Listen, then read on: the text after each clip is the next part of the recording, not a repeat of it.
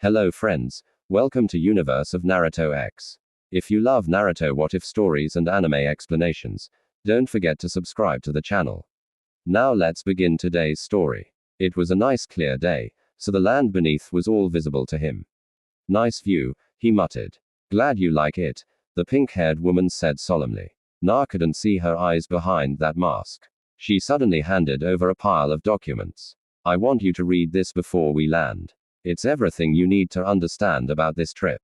Na quietly glanced through papers. This makes it seem like I'm just on vacation rather than on a high-priced scholarship. He snorted quietly, but the girl front of her didn't even seem to get it. First, let me ask what kind of organization is Cerelo? Woman put her laptop away and looked up. Why, you ask? Because here they list every single branch and organization inside Vangola. But there is nothing about Cerelo where you introduced yourself. Expect Cerelo serves directly under 9th. What does it mean in practice?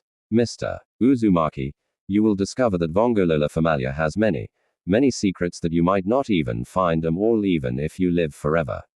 But you've said 3 times that Vongola's Moon Guardian's duty is to know everything. And I don't even understand what a Moon Guardian is. There's another person who will explain it to you. Who? But the woman didn't answer. Just picked up her laptop and continued her work. Na sighed. This is going to be a hard one. He whispered. He left. Just like that. Suna asked. Did he say anything to anyone? Not to me. Yamamoto shook his head. I didn't hear anything. Kyoko shook her head. I'm extremely pissed to him.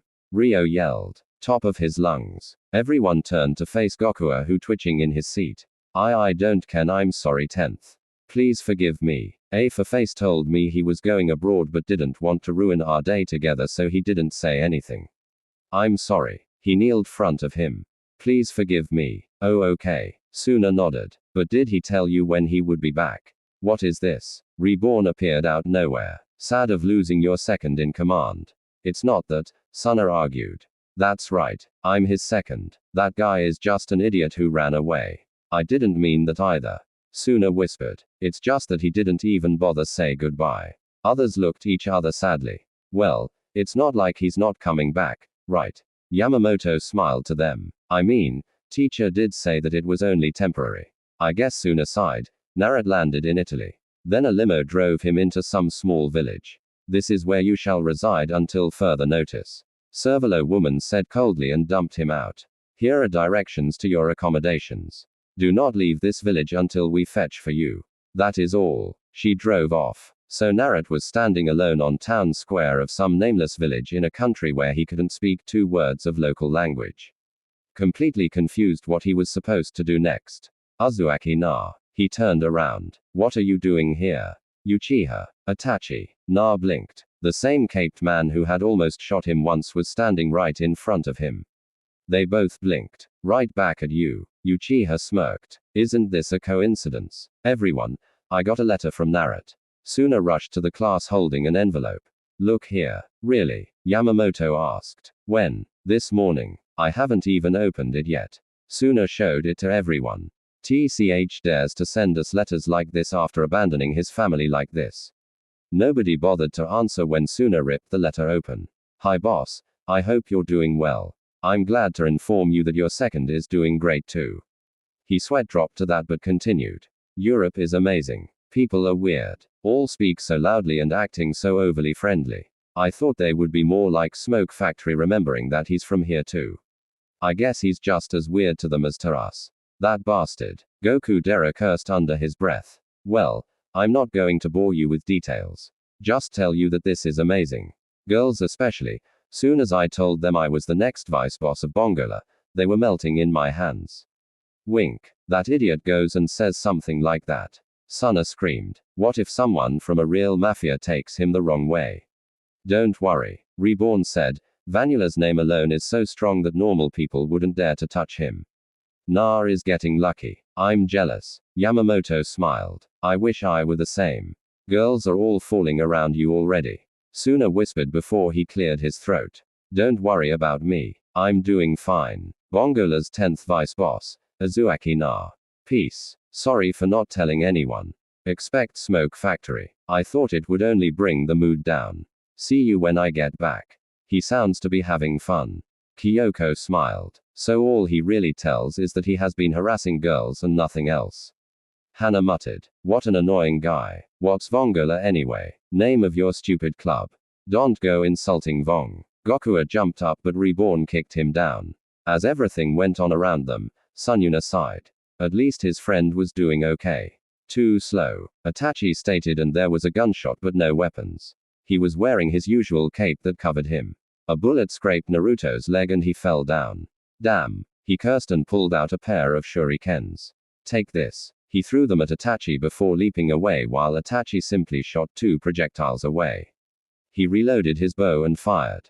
Itachi dodged effortlessly, but it scraped his cape and it fell off. Naruto gulped at what he saw. Itachi had pistols, bullet belts, clips wrapped all around his body. He was holding 2 smoking guns in his hands. I really liked that cape, he whispered quietly and shot again. It was so fast that Na couldn't even follow man's hand when he drew. He felt a stunning pain in his abdomen when the rubber bullet hit him in the gut. Done yet? Not even close. Na whimpered and charged forward. Fool. Itachi sighed as he blocked Naruto's kick. Even though a gunman through and through, Itachi was very accomplished as a hand-to-hand combatant, so he easily grabbed his leg and punched him into knee. Na panted, just 1 hit, 1 arrow, kanai, shuriken, hit, scratch, anything.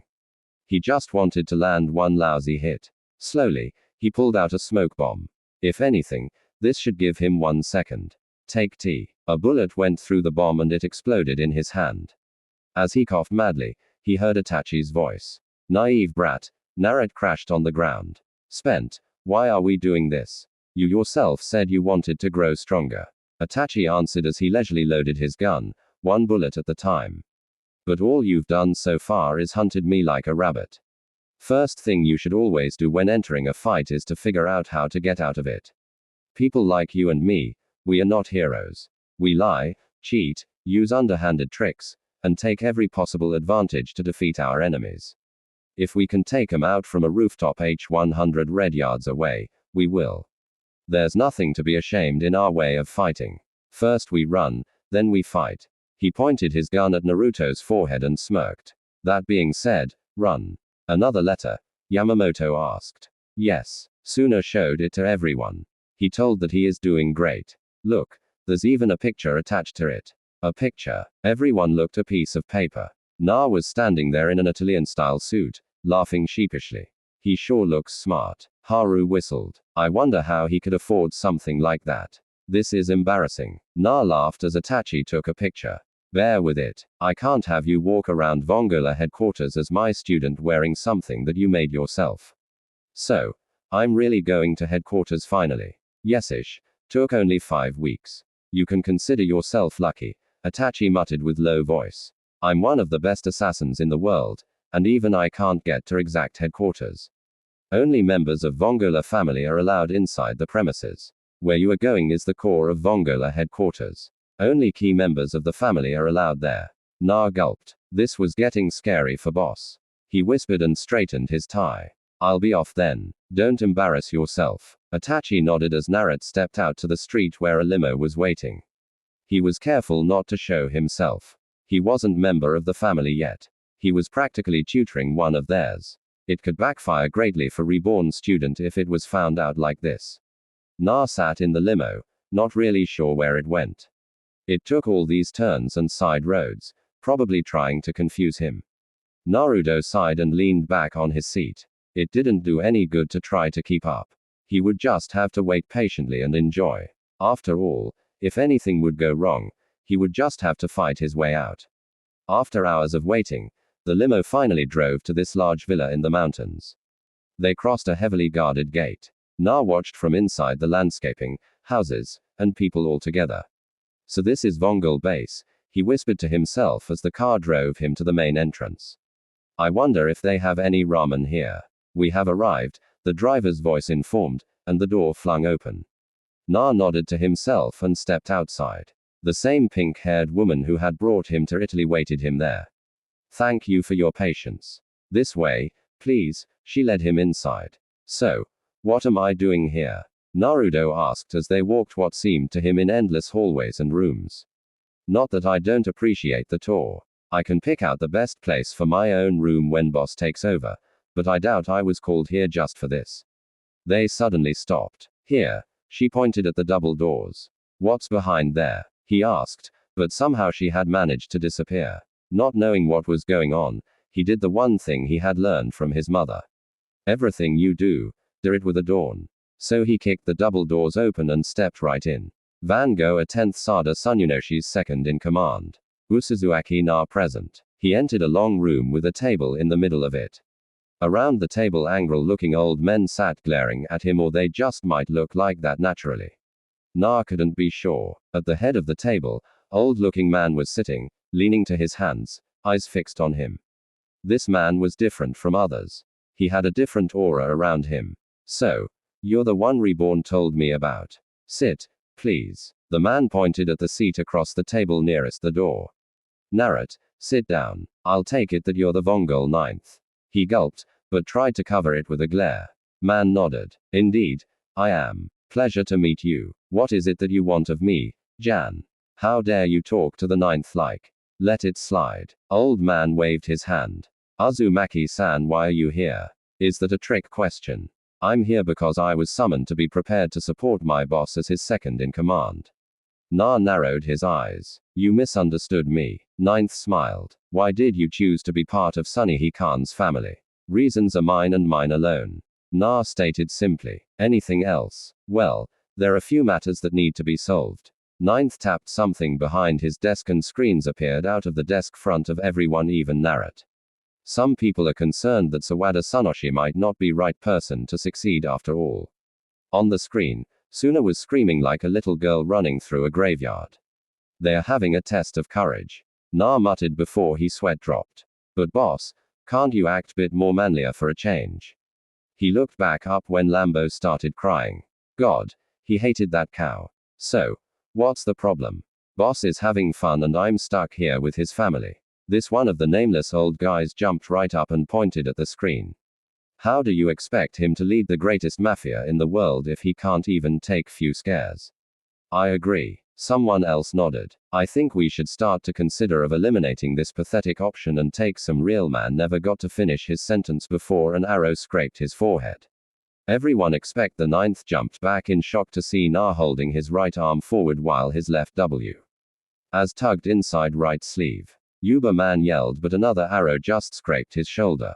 Don't go bad-mouthing Saw's front of me. He whispered warningly. Before coming to this meeting, he had armed himself with a very special self-made bow which he had hid inside his sleeve. There was a moment of silence, and Naruto could feel the killing intent in the room. Every bit of it was directing towards him. Fine. Go ahead and come at me if you wish. I'm boss's second in command, and I can kick your asses back to last millennium if you wish it. This is a rebellion. Your actions have just caused a rebellion. Not if I kill you all before anyone finds out. Na forced a glare on his face. You think you can just kill all of us and get away with it? I just make it look like someone of you went nuts and started shooting people. There was a moment of silence. I read a lot of manga. Na cleared his throat before forcing another glare. He had royally screwed up and now all his friends were going to be pay for it.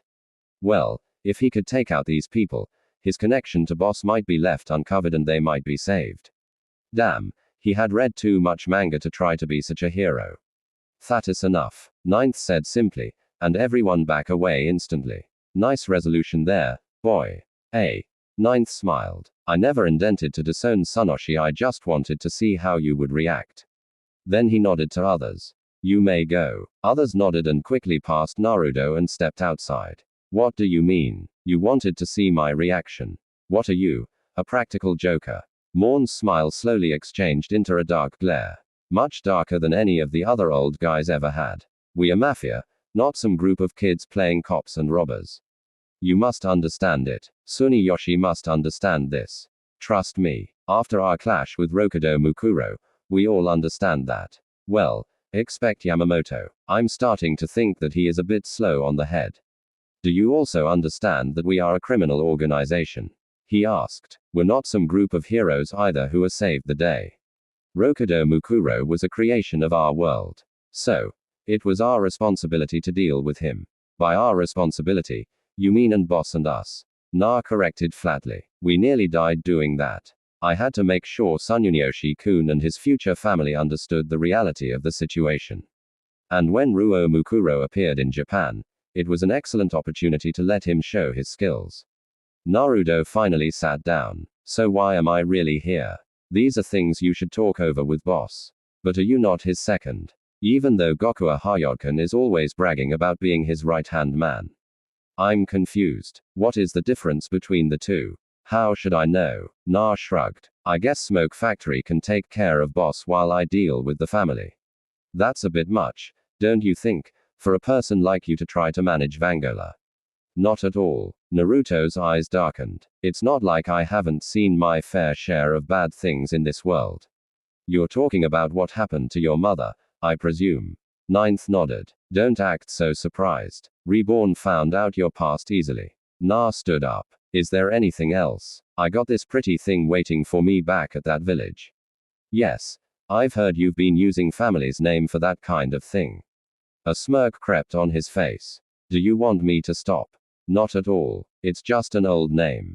If it helps you with the girls, be my guest. Ninth waved his hand. But of course, don't hold me accountable if someone of our enemies tries to kill you because of it. Na stopped in the middle of a step. Anyway, if you really want to help Tsunyoshi-kun to succeed and lead Vongola, you must understand how this family works. It will be your duty to support Tsunyoshi-kun in his task. I will send a car to get you in near future. You will act as an observer to see how Vongola works. Then when Tsunyoshi-kun finally inherits my position, you will help him to deal with the family. You understand? Sure. Na nodded. Was there anything else? Not today. See Sakura-asan on your way out and she will take you back. Thanks. Naruto waved his hand and walked away. Outside, same pink-haired woman was standing there. Are you going just dumb me to that place like last time? Half an hour later, Naruto flew out of the limo, hitting the front door of his home. I guess sir, he whispered painfully. Another letter from her face. Gokua asked bored. Yes, he is doing great. He even got to visit some big European cities. Any pictures? He said that he would show us when he got back. It had been hectic couple weeks. After being officially accepted by the family, Itachi had nudged up his training. If it was hard at first, it was unbearable. The day after Naruto came back from the headquarters, he pulled him to the usual training site and threw Naruto a large bag. Now that you're officially accepted by the 9th boss of Vongola, you need to get a lot stronger, a lot faster. There are weapons in that bag. Take what you need and come with me. Itachi took Naruto to a hunting trip. There were some dangerous people killing innocent civilians, and they needed to be dealt with. This time, all he needed to do was to keep his head down and stay alive. Just when they got back, Naruto, who only had 4 bullet wounds, that's only half what Itachi gives him during their training sessions, was dragged into Vongola base where he followed the life inside. Meetings, different organizations, guards training, different families inside Vongola, parties, Kaylee bases, all that. Na soon realized how alive the whole place was. This was how his life went on. One day he would be shooting arrows at some people who were shooting at him, and the second he would be fighting to stay awake when some 2 old guys would talk really slow like what happened sometime. After his acceptance and next agenda is ending of our skirmishes against Jiggly Nero. We've been exchanging blows back and forth without any real accomplishments. So we only need to send an emissary and that should just wrap things. What is that? Someone yelled loudly. It's Mr. Uzumaki. Everyone looked around to witness Naruto snoring and drooling on his seat. Suddenly, he jumped and looked around. Wah, is the meeting over? He wiped his eyes when he noticed how everyone was looking at him. I'll do it. Fool doesn't even know what. Thank you for your volunteering, Mr. Uzumaki. The chairman smirked and looked around. Any objections? Suddenly, Na realized what he had just done. He was given a new suit, a limo, and driven to Milan. There, to a glorious hotel, guarded by black-clothed figures in every angle. Damn, Naruto whispered as he looked around from insides of his limo. Why am I here? And why the hell am I alone against an army or bad guys? Because you accepted this mission, Sakura explained plainly. All you need to do is get their representative to sign this paper, and you can run back to mommy. Shut up. Na glared at the girl and stepped out of the car. The instant he stood up, all eyes locked on him. I'm looking for Jiggly Nero Familia. Who are you, brat? Someone of the bodyguards asked rudely. Na ignored him and walked inside the hotel. I'm the second in command of future head, 10th boss of Bongola, Uzumaki. Na, step aside. Sakura watched from the car as he disappeared into the glamorous lobby. He has the style. I'll give him that. Naruto was lead into a conference room, searched for weapons and left alone. Great. Just great. They had taken his sleeve bows, his ninja bag, knife in his shoe, small crossbow, and his telescoped longbow. People who had searched were stunned of the amount he had managed to hidden inside his suit. He only had one small throwing knife left hidden in place where he would rather not put anything. Boss, you better appreciate this. So Bongola sent a small brat to sign the treaty. He turned around. A tall blonde guy stepped in from double doors which close behind him. Who do you think you are? Na glared at him. I'm from Japan and there we believe in good manners unlike the rest of the world obviously. When asking one's name, you should introduce yourself. He sat down behind the conference table. Well, man snorted. Arrogant little brat, aren't you? Well, name is Gamma. I work for the Giglio Nero. Nah. Bongol 10th second in command. Really? And I thought Bongol a 9th was one in charge. Until boss is ready to succeed. Na pulled out the peace treaty here. He slid it across the table. Both sides have suffered. Neither won anything. We think it's time to end this. And because you've dragged yourself here, you must agree somewhat. Gamma glared at the paper. There is no retribution to our side. What's the meaning of this? There's nothing for us either, Na pointed out. And it was your family's young ones who started this conflict, for which we were willing to apologize at the time, but you refused. Na raised his hands. I don't know anything about that, but the question is, do you want a peace or do we need to start a real war? He narrowed his eyes. Are you threatening me? Gamma glared. Telling you the facts. Na answered. It will be either of those. Even though most of our leaders want this petty thing to end, there are those who would prefer if this were to continue and those who would profit if Giglio Nero were disposed. Gamma tightened his jaw. Fine. He cursed under his breath. But I want 9th himself to come and sign this. That won't happen. Na shook his head. I have no power over 9th's family. I'm his successor's subordinate, not his. Then you better talk to someone who can. Otherwise, we too will come forward with full force. Na shook his head. My people wanted me to get your people to sign this, and I won't return without the signature. Gamma was about to answer when the doors opened again. That's enough, Gamma. Beautiful lady stepped in. She smiled warmly to Na and he felt himself blushing slightly. I'm the boss of Jiggly Nero. Nice to meet you, Naruto-kun. The middle school student quickly cleared his throat and nodded. Likewise, he stood up politely. Uzumaki Na Vongul attempts second in command. Nice to meet you. Then his eyes locked into the pendant between on her chest. A pacifier. Arya looked at him for a moment. Leave is alone for a moment. Gamma. She smiled to her bodyguard. But boss, don't worry. Naruto-kun gives his word that he won't do any harm to me, won't you? Oh. Of course. Na nodded, stuttering slightly. This lady was some pretty girl. No wonder her bodyguard was so protective of her. Angrily huffing, Gamma stepped out of the room, closing the door behind him. Slowly, Arya sat down facing Na. You're from Japan. Yes. Na nodded. What of it? Arya smiled. Don't be so defensive all the time. I've never visited that place, but I've heard that it's an amazing place. I would like to visit that place once. Come around Namamore if you want to. It's lovely there, I bet. Arya smiled. Is something in the matter? That pacifier. Na narrowed his eyes. I've seen similar ones before. You have 3 of them actually. Na answered. We were on vacation on this mafia land. That was a wacky adventure. Anyway, there was this one baby who had a blue pacifier called Colonelo. Then this baby called Skull with a purple pacifier came along. That's 2. Arya smiled. Third one was front of me all this time. A baby called Reborn, 9th's best hitman and boss's tutor. He called these babies as Archibellano. What amazing story. Arya clapped her hands. But what it has to do with me? You have a pacifier exactly like they did. Na narrowed his eyes. Does this mean you're one of them, too? I could just be wearing one, she explained. Could be just a cool accessory I got myself. If it was so, then you would have said something earlier. Suddenly, Arya smiled with all new strength and leaned into her hand. Really, Reborn Ojasan knows how to pick them. Reborn Ojasan, you know I'm talking about an infant, right? Arya took a pen and wrote her signature on the paper. There are many secrets in this world. Some will reveal themselves, for some you must seek and answer yourself. She stood up and Narat followed suit here and suddenly leaned over the table giving a peck on the cheek.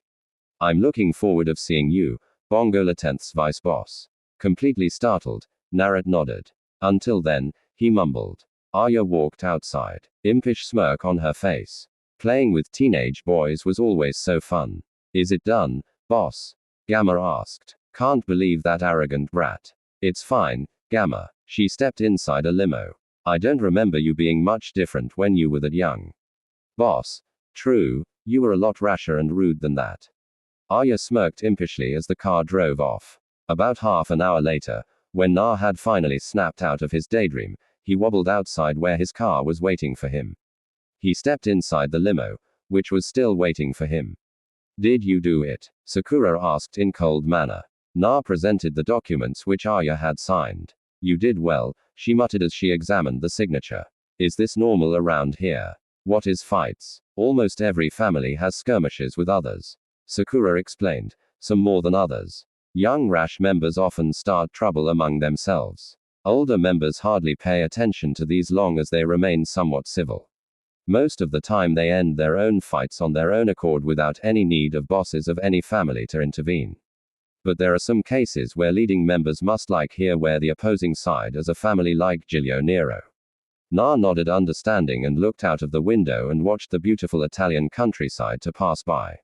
What does it say? Reborn asked from Suna who was reading another letter. He says he has met an old friend and they will be living together from now on. He says that she will be coming with him to Japan when he is done in Europe. I wonder who I might be. Let's play. Let's play. The sniper assassin, former member of Kyukyo gang and escapee from mafia prison. Tenten jumped on Naruto's bed while he was still trying to sleep on it. Ten wants to play. Why are you here? Na whimpered. Just few moments earlier, he had found her sleeping soundly in his bed. He had jumped up screaming and kicking like a maniac. She rubbed her eyes sleepily like a cat and tilted her head before lunging herself into him. Tension found you. She wrapped her hands around him tightly and hugged. Tension is happy. Why are you here? Na whispered while trying to get away. Let's play. No. Na barked and jumped away. Tell me, why are you here? Tenten tilted her head confused. Because my mama told Ten that when a boy asks a girl to marry, they need to be together for beer. Then she sulked. It wasn't nice not to tell Ten where NA was going. Tench-chan looked for you. Ye very H. How did you find me then? Wait, that's not important. What you mean? Mary, we are not married. Of course not. We didn't have a Bai-G wedding yet. Mama said that every girl should have a Hu-G wedding before they enter the happy ever after. You mother must have read a lot of fairy tales H. Asn't she? Ten titled her head like waiting for something. Na didn't have the time at the moment, stepped out of the bed and started her morning preparations. Well, sorry to disappoint you, but unfortunately I'm currently not into dating that much. I need to do my duty to my boss, sir, if you don't mind. Hennes milled. Okay. Then suddenly she kicked something in her feet and her good old Lala jumped up and she pointed it at him. Mama also said that if boy ever goes back in his word, you should remind him that there is no way out. Na spit the toothpaste out of his mouth. You're not serious. Ten smiled happily. Ten and NA will be married like Mama and Papa. We will live in a house and have lots of kids. Mama will be so proud. How the hell were you raised? Na screamed as he backed away when he hit the wall. Please, let's think this through. We're both what? 15. We're not allowed to get married. It didn't seem that he was making a point. Tenten stepped forward like a cat that had seen a mouse loitering around. So, he screamed the first thing coming to his mind. You haven't met my parents yet. Ten stopped in the middle of a step and raised the rifle, leaning it up to her shoulder. Parents? Na's mama and papa. Na nodded. Well, yes. You know, it's bad manners if you were to marry without their knowledge, and I need to ask your parents a formal consent. Otherwise, I can't bring myself to marry no matter how much I love you. He smiled. Good. My mom's dead, and I will kill my dad before I were to talk to him. This should buy me some time. Okay. Tenten lowered the gun and sighed sadly. Ten won't get married. Ten will have to wait. Tears started running down her cheek. Nobody likes Ten. Ten's ugly. Ten's scary. Ten's stupid. Bah. She started crying like rivers. Na cursed inside his head. He had broken one of his own rules. Made a girl cry. He despised people who did that. Well, maybe before we go forward with this, we could try, dating if you don't mind. Slowly, Ten raised her head. Dating, going out together, going to movies, eating together, making out. I don't know. I never had any real girlfriends before, yet I have seen girls' privates before there, so I guess that's accomplishment. So how am I supposed to know? Ten seemed to be about to burst into tears again. He sat on the bed. I didn't mean to make you cry or hurt your feelings. You will sniff like Ten? She asked innocently. Yes, I will like Ten. But she must promise to do what I tell her to. Okay. Suddenly, all tears were gone, and she hugged him tightly. Tan will be a good girl. She squealed brightly. Yes, I bet you will, Na sighed. What I've gotten myself into. Then he felt Tenten's rubbing on his chest. But I can't complain about the feeling, he mumbled. If they hadn't been hugging, he would have seen how Tenten was holding her fingers a victory sign behind his back and showing her tongue. Na was so easy to manipulate. A girlfriend? Itachi asked one day. You have a girlfriend now. Have I taught you nothing? He yelled angrily. I'm sorry, but what was I supposed to do? She was crying. Itachi closed his eyes. This brat was one heck of a case. A genius when it came to combat. Amazing reflexes. Didn't panic under pressure. Was a quick thinker, good improviser, and amazing shooter. Smooth talker and had a flair for illusionist. Knew how to get people to follow him.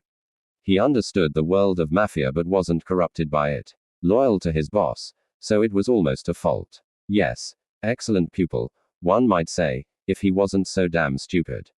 Sometimes this idiot goes and challenges leaders of Vongola. Is disrespectful of everyone. Fires a shot at one of the leaders. Goes around hitting girls with using Vongola's name all the time. Refuses to take up firearms and sticks to those stupid useless bows. And now he has gotten himself a girlfriend from one of the few people in the world who had actually managed to escape and stay on the loose from inescapable Vendika. Prison and its guards. If there was something this kid could do, it's a scene worth witnessing. So next time when a girl cries because she couldn't put a bullet into your head, you will put it there for her. Of course. Or maybe when someone tries to kill your boss but because they failed and starts crying, will you finish the job? Well, obviously. Why don't I just shoot you right here and be done with it? Itachi pulled his pistol and aimed it at his head.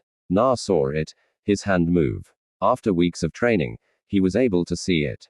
Just as he managed to point the gun fully at him, Na leapt back and stuck his arm into his sleeve. With a practiced maneuver, he launched an arrow. Itachi dodged it and fired a shot, but Naro had managed to leap behind a tree. Then there were several explosions and soon the whole forest was covered in thick smoke. Boy is learning against an opponent who has more firepower and more experience. Cutting their senses is an effective way to even the counts. But there's one mistake. You and I both use the same long-range weapons. Cutting my senses, you cut your own as well. Suddenly, an arrow flew through the smoke dangerously close of him. Itachi turned instantly and fired a shot into same direction. He heard how the bullet hit Rock. Well, at least Naruto had learned how to evade. The question was, did he knew how to go from defense to offense? Suddenly, dozens of arrows flew all around him. What's this? Trying to hit me with pure luck. Then, arrows stopped coming. It was quiet. Smoke was starting to solve and Itachi started to recognize his surroundings. He took a careful step forward when he felt a string against his foot. There was a quiet ring and simultaneous arrow flew past him. Itachi didn't bother to waste his own bullets. He understood now. Na had shot arrows with strings around, so limiting his movements and alerting if he made any sudden movements. Clever, but not clever enough. He could tell Na was aiming at the back of his head. He pulled out a shuriken of his own and threw them all around him, cutting strings. What will you do now? The arrow flew past his head. Smoke had finally dissolved and he could see clearly. So, did the little fox run away? No. Na yelled and appeared behind a rock. Bow ready. Take this. He launched an arrow and ducked. He needed to make it close. If he didn't, he would lose his life probably. With only little effort, Itachi dodged the arrow. Na charged forward, placing an arrow onto a string. He was about to fire a shot when he felt something to impel his arm. Shocked, he looked at his arm and saw an arrow sticking from it. Illusion. Itachi didn't stay shocked long, but raised his gun.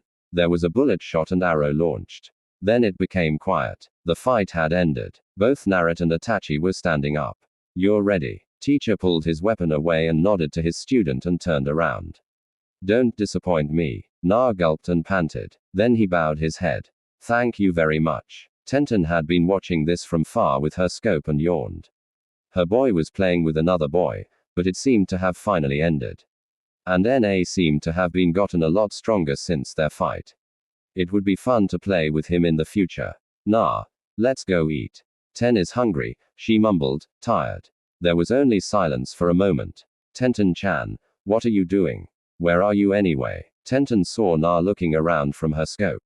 Ten is looking you right now. She pulled the trigger and a rock in his feet shattered into pieces. He raised his gaze and looked directly into Tenten's scope. Shall we go to dinner or shall we play? Na stretched his neck and smirked. I guess little playtime wouldn't hurt. Sometime after that, something happened inside the Vongola headquarters. Na wasn't sure what it was, but something was starting to stir. When he asked around, nobody seemed to be able to give him a straight answer. That was until one day he was doing some Kyoto practice in the woods. Tenten was sleeping soundly under a tree next to him. They had really hid it on and Naruto was starting to actually enjoy having an actual girlfriend. He shot another bullseye when he heard someone stepping over a dry branch. He pulled out another arrow, turned around quickly, and released the string, sending it away. The arrow scraped at a blond man's suit. That was close one. A happy-looking guy smiled at him, his hand out in the open. Sorry for disturbance. Who are you? Na asked, already armed with a new arrow. And what do you want? I'm Bongal outside advisor Naruto. Sawada Amatsu. You're Sawada? He asked as he greeted the man. That's right. Man nodded. I'm Sunyuna's father. Nice to meet you. I've heard much about you from Reborn. And Ninth tells me you're doing fine job getting to know the family. Yes. Na muttered. Something wrong. Well, I would have never guessed that boss's father was working for the family. But what can I do for you? Na, have you noticed anything different lately? Na nodded. I can't explain it, but there's something different in the atmosphere around here. That's pretty good. His eyes darkened. Unfortunately, it's not good business which we are talking about. What do you mean? Na asked as he aimed at his target again. Ayamatsu cleared his throat. Narokuna is in danger. Naruto's head sprung around so fast that it gave out an ugly crack sound. Do you know of Varia? Varia, you mean the elite assassin? What's going on? Slowly, outside advisor pulled out something from his pocket and handed it to Na. He held it in his palm. This is the one of the legendary one of the Bongola rings, the moon ring. Ayamu nodded. You've been selected as one of the 7 people worthy to protect next head of Bongola. Na gulped. I had no idea. This is amazing. Then he suddenly looked up. What's going on? I understood that rings wouldn't be moving for some time. Unfortunately, it isn't that simple. Ayamu handed him an envelope. I don't have much time to explain, so don't interrupt me. Vongol 9th has another successor other than Suna. Don't ask any questions. Anyway, Zangshis, his son, cannot be allowed to succeed 9th. He must be stopped. Only one who can do that is Suna and his family. You among them must do what you can to protect Suna until I can get a clear answer from 9th. What's this? Na asked, holding out the envelope. That's your orders. I need your help. I'm heading to Japan to give other guardians their rings, but I need your help. Na ripped the envelope open. There was stack of paper. Gokua. Obvious. Yamamoto. Not surprising. Ryo. Well, not a bad choice. Boss gets his ring naturally. Hibari. Lambo. Him. You want to give him a ring? You're serious? And how? Don't tell me he escaped prison again. What the hell is wrong with that place? Is there some checking out service one can use when needed? They are the only ones who can do this. Ayamatsu nodded and turned around. I'll be going now. I'm counting on you to do your job. Na kept reading papers for a moment. It gave him the gist of what was going on. He sighed and slowly walked over to Tenten. She had been sleeping through the whole talk. Gently, Na woke her up by shaking her arm. What dinner? Ten rubbed her eyes like a cat. So cute, Na yelled inside his mind. No, back your bags. We're leaving, leaving. Where Narat stood up and looked at the ring in his finger. We're going home. Vongul, guardian of the moon who secretly illuminates the family with enchanting glow. So protecting it from the shadows. He is coming home. Chapter end. And we enter the Varia arc. Let's see how people will be affected with Naruto's return and how he defeats Varia's moon guardian. Chapter epilogue. At the same time, when Suna was playing with Naido Longchamp and his family, Ayamitsu was running around buying time and Basil was desperately trying to deliver rings to Suna. He was still only halfway from Italy, Squillo on his tail. Narat and Tenten were walking on Japanese soil. They were both carrying bags over their shoulders. Walking in some old warehouse building, holding the envelope in his hand. We will find him here. Six-chan is here. Ten asked, why are we here? She complained. I want to go home. Then go already. I'm working currently. They walked through warehouse onto another room. Who's there? A very girly voice asked. They entered the room seeing how a young girl was sitting on a bed. Who are you? What you want? Na gulped. Girl wasn't wearing anything but a light night shirt. Then he felt sudden killing intent directed at his back. Mr. M. He cleared his throat. We're here to talk with him. Him. Chrome. Dukuro asked quietly. Rokudo Mukuro. We're here. Talk to Six-chan. Where is he? Bring him out now so we can leave.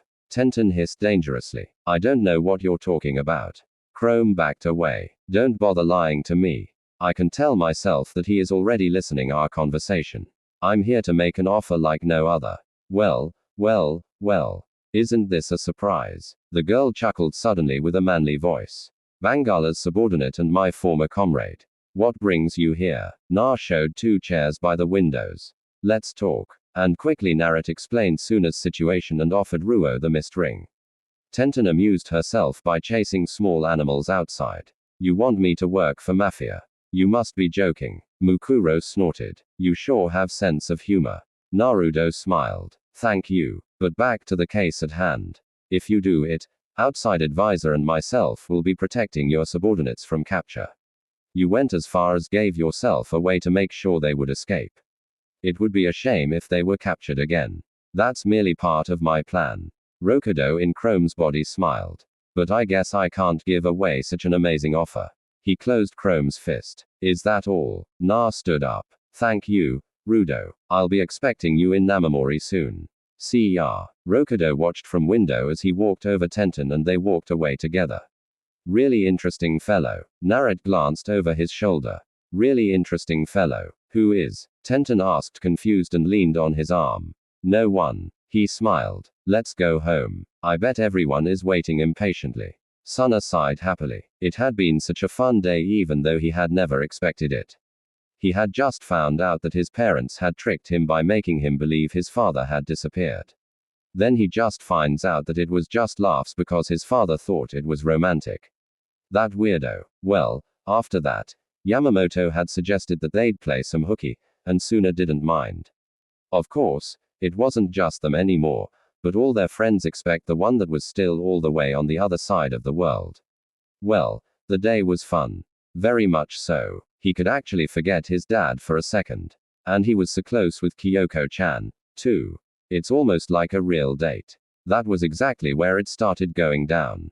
This boy came flying through the air, hitting on him, knocking him down, and probably breaking Plea ribs in the process. What is going on? He whimpered in pain. My apologies. Basil gasped and turned around. Thou, who the heck use thou in modern Japan? He squall landed on the roof. Don't think you can seek shelter among those BRZ. I'll cut through everyone. Who is that? Suna screamed. Meanwhile, in Okinawa, white sand, blue ocean, hot sun, cold drinks, girls in bikinis, and one girl in his arms. Everything a teenage boy could hope for. Nay, a feminine voice asked slowly. Aren't we heading back home already? Na raised his sunglasses after they had given the mist ring to Mukuro. They had accidentally boarded a wrong plane and so had ended up in Okinawa. Na decided to take an advantage over the situation and have a little vacation. He hadn't had any time to relax lately and soon the battle over the succession would start. So, he had to be prepared. Nah, it's not like there's anything we can do right now. Varia should have already snatched the fake rings from CEDF agent and head back to Italy. Squillo easily punched Suna into the face and he smashed directly onto a wall so hard that he coughed up blood. He reached his hand over the box in Suna's hand.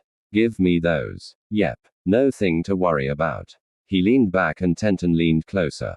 Na giggled pervertedly. Her pressed closer. This is the life. Then his eyes started following another well-developed girl who passed them in bikini. I will cut you into little pieces. Squillo screamed. Suna tried to cover himself with his hands. He and his friends were going to die. Die. Squillo yelled when something wrapped around his arm. That's far enough. Suburbi Squillo. Suna's older brother, Bucking Horse Dino, smirked as he pulled the whip tighter. Why don't you just leave quietly? You. Squillo narrowed his eyes. Squillo ran away with the fake rings and Dino administered the real rings to Hibari, Lambo, Yamamoto, Ryo, Gokua, and Suna. When Suna found the sky ring around his neck, he rushed over to Dino's clinic. Yamamoto and Gokua were waiting for him already. Dino-san, are you here? He scanned the lobby. Yo. Suna. Yamamoto greeted him. 10th Gokua shot up and. Guys, what are you doing here? Shion told us to come. Then Suna looked away. I'm sorry about yesterday. You saved me, but there was a moment of awkward silence and both Gokua and Yamamoto looked away. Anyway, something weird happened. Yamamoto changed the subject and put his hand into his pocket. Weird. I went to get the paper this morning and this was in my mailbox. Yamamoto showed the half-rain ring. Me, too. Gokua showed his half-strom ring. Do you know what this is? No way. You too. Suna screamed. While Reborn explained the rings to Suna and others, Naruto and Tenten were riding a train heading north. Is that ring important? She asked quietly and kept examining while it was still in his hand. Very important, he smirked. This is a proof that I'm worthy to protect boss. Or at least his father thinks so. How many people have them? 8 altogether, 7 members of the family who are worthy of protecting the next boss. Sky, Stum, Sun, Cloud, Rain, Mist, Thunder, and Moon through generations of Vongola, these 8 people have led the greatest mafia of the world, protected it, and fought for it. Tenten didn't seem to care about that. She narrowed her eyes and kept staring at him. GW, what is it? Na's sweat dropped. When are you going to give me a ring? Ring? Why on earth you mean an engagement ring? Suddenly, she leaned closer. She did make sure that her and cleavage would displayed properly and that his arm would accidentally find itself between her mounds. Nay, give me a ring. I want a ring. Ten wants a ring. Na cursed his teenage hormones for this. Who others have a ring? Suna asked after Reborn had ended his lecture. I told you already 7 people who are worthy to protect you. Reborn exclaimed. BB but who? Don't worry. 10th Goku Dera screamed excitedly. He could hardly keep his pants on. He had been recognized as an official right-hand man. His face kept saying this over and over again. I will protect you always, but it's dangerous to keep those around. That long-haired guy from before will come for them in 10 days if you don't get rid of them. Both Yamamoto and Gokua hardened the glances. 10 days. Ha, Yamamoto whispered and then closed the ring in his fist. This is mine, right? I'll think I keep it around. I don't think I can just stick with being the loser after such one-sided match. And then he dashed off. Me too. In 10 days, I'll be reborn as a man who won't put this ring to shame. They ran away. Suna whispered before he sighed. Well, at least Naruto isn't involved in this mess. He is in Europe, right? Shut up. We need to start training all the guardians now when we have time. Reborn answered. Ayamatsu told me that he gave both Mukuro and Naruto rings. I hope both of them will be ready to fight against Varia when they get here. Where we go now? Ten asked. While everyone had been busy with their training, Naruto and Tenten had finally reached Namamore after boat ride to a mainland being key. Seeked out of a train bus drive that broke halfway there. Endless hitchhiking, running from police due to some small misunderstandings until they finally reached the destination.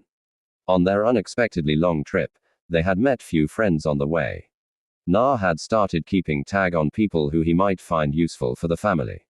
One of the many people was Lancia. "What is it that I can do?" he had asked when they had briefly met in Okinawa. He too had accidentally boarded a wrong plane. "You can pay back to my boss what he did to you," Na had explained smoothly. "This fight against Varia can get tricky. We could use your help." Lancia had promised to consider it. But that's all he had pointed out. "I won't become a man of other mafia ever again." Anyway, now they had finally reached their hometown and Naruto was leading Tenten through Namamore in a beautiful sunset. Any people passing them would think them as any normal couple in their lovey debate time. Expect that Tenten was attracting men's eyes like honey and only Naruto's delinquent look made them stay away. And the fact that he had kicked two guys to the ground because they had dared to start a conversation with her. Na did notice how men had a habit of following Tenten's walk and was fine with it for the most part. Well, she was cute and wore very attractive and short china dress with a floral design which brought out her heritage and in a good way. It didn't restrain her body movement at all, so she could jump around like a cat, and Naruto thought it made her look very hot. Tenten was extremely agile and fast. She could climb an upright wall without any help so fast and quietly that she must have been a ninja in her previous life. Wink wink or something like that. But anyway, Na considered her as a perfect girlfriend for himself. She was kind, happy, curious, caring, and she had no problems of showing her body to him. Of course, there was the problem of her having been scouted by mafia at very young age. Her being an amazing sharpshooter ever since she first touched her papa's old sniper rifle. Tenten's parents had been members of Chinese mafia. And then she went a little nuts and massacred her entire own syndicate before being locked up in Vendicare where she escaped with Mukuro and his gang. And then she only tried to kill Na, his boss, and entire family, which resulted to a fierce fight between them and ended with her misunderstanding that her target was proposing to her. And let's not forget her killing habits, and her obviously unstable mind, which could probably crack any minute. Other than that, she was a perfect girlfriend. But Na knew that Tenten wasn't bad or evil, just so innocent. When she had shot people with her rifle, it was her little game. Innocent and cruel, like a 5-year-old that squashes frogs under their shoe. He had managed to keep her from continuing this homicidal game. Only barely, but she didn't go around shooting innocent people, so it was okay. And when Tenten leaned into his arm, it felt great. "We going where?" she asked again quietly as they passed streets and people. Na put his hand into his pocket and pulled out a paper slip. "I got directions to this clinic near my school. I should meet up with Bucking Horse Dino there. So, let's try there." "We won't go home?" Ten asked confused. "What's with this obsession with my home? It's nothing but a run-down apartment." Na asked annoyed. Suddenly, she giggled quietly but didn't answer. "Hahi, Na-san." They both stopped. "You're back, Madonna Haru." Na greeted the couple of girls front of him. "And Kyoko-san, nice to see you both. Long time no less. When did you get back?" Kyoko asked. We reached Namamore today. Who's your friend?" Haru asked looking back at Tenten who was glaring the both of them. She was emitting a dangerous aura. Na was oblivious, but both girls knew immediately that it was Tenten marking her territory. "This is my girlfriend Tenten. We met on my trip." He introduced Ten happy. All the killing intent disappeared in an instant, and she hugged him tightly. But she made sure to give both girls a glare to make sure they understood. Tenten saw every other girl as a possible enemy. She would never let anyone take her husband from her. Naruto-san's girlfriend is dangerous, jealous type. Haru thought in her mind, that's nice. Why don't we be friends now when our husbands are friends too? Husbands. Tenten titled her hurt. Madonna Haru is boss's wife. Na explained, and his is Kyoko-san, her brother as member of the family. Suddenly Tenten seemed to get over her jealousy, but she didn't let go of Na. Ten. She introduced herself with a whisper. Ten-sanan. Hello. Kyoko smiled. Do you like cakes? Ten likes guns. She answered bluntly. There was a moment of very awkward silence. Anyway, we must be on our way. Naruto laughed nervously and dragged Tenten away. I need to meet up with boss and others. See you later. He waved his hand hastily. They nice. Tenten nodded. You don't like them, she hissed dangerously. Oh. Of course not. You're the one for me. Na laughed sheepishly. Anyway, that clinic has just passed here. There was something that caught both their eyes. Darkly clad figures jumped over electric poles. Na recognized their uniforms immediately. He had seen people wear them in Bongola headquarters. It appears that I admits his precision was a little off. He looked at Tenten. Tenten-chan, Ten will go and play. Tenten had already flipped her bag open and put her la together. Don't do anything before I say so. Okay. And stay hidden, okay. Tenten giggled like a little girl. But NA must promise to play that game when we get home. Fine. Narrat sighed and pulled his own bag open. Put his longbow together. Then he put on the earpiece and started running towards the direction that man had just disappeared off to. Those are various henchmen. They must be after our guardians. Ten sees 6 moving east. His earpiece responded. Those are just weaklings. Can you see anyone stronger? There was a moment of silence. Na could imagine Tenten moving her rifle, her eye stuck in the scope. There's a group of Rayli mean looking boys coming from southeast. She answered mean those must be leaders of Varia. Do you see boss anywhere or any other guardians? Ten sees Na's friend running with a baby. Reborn San is with him.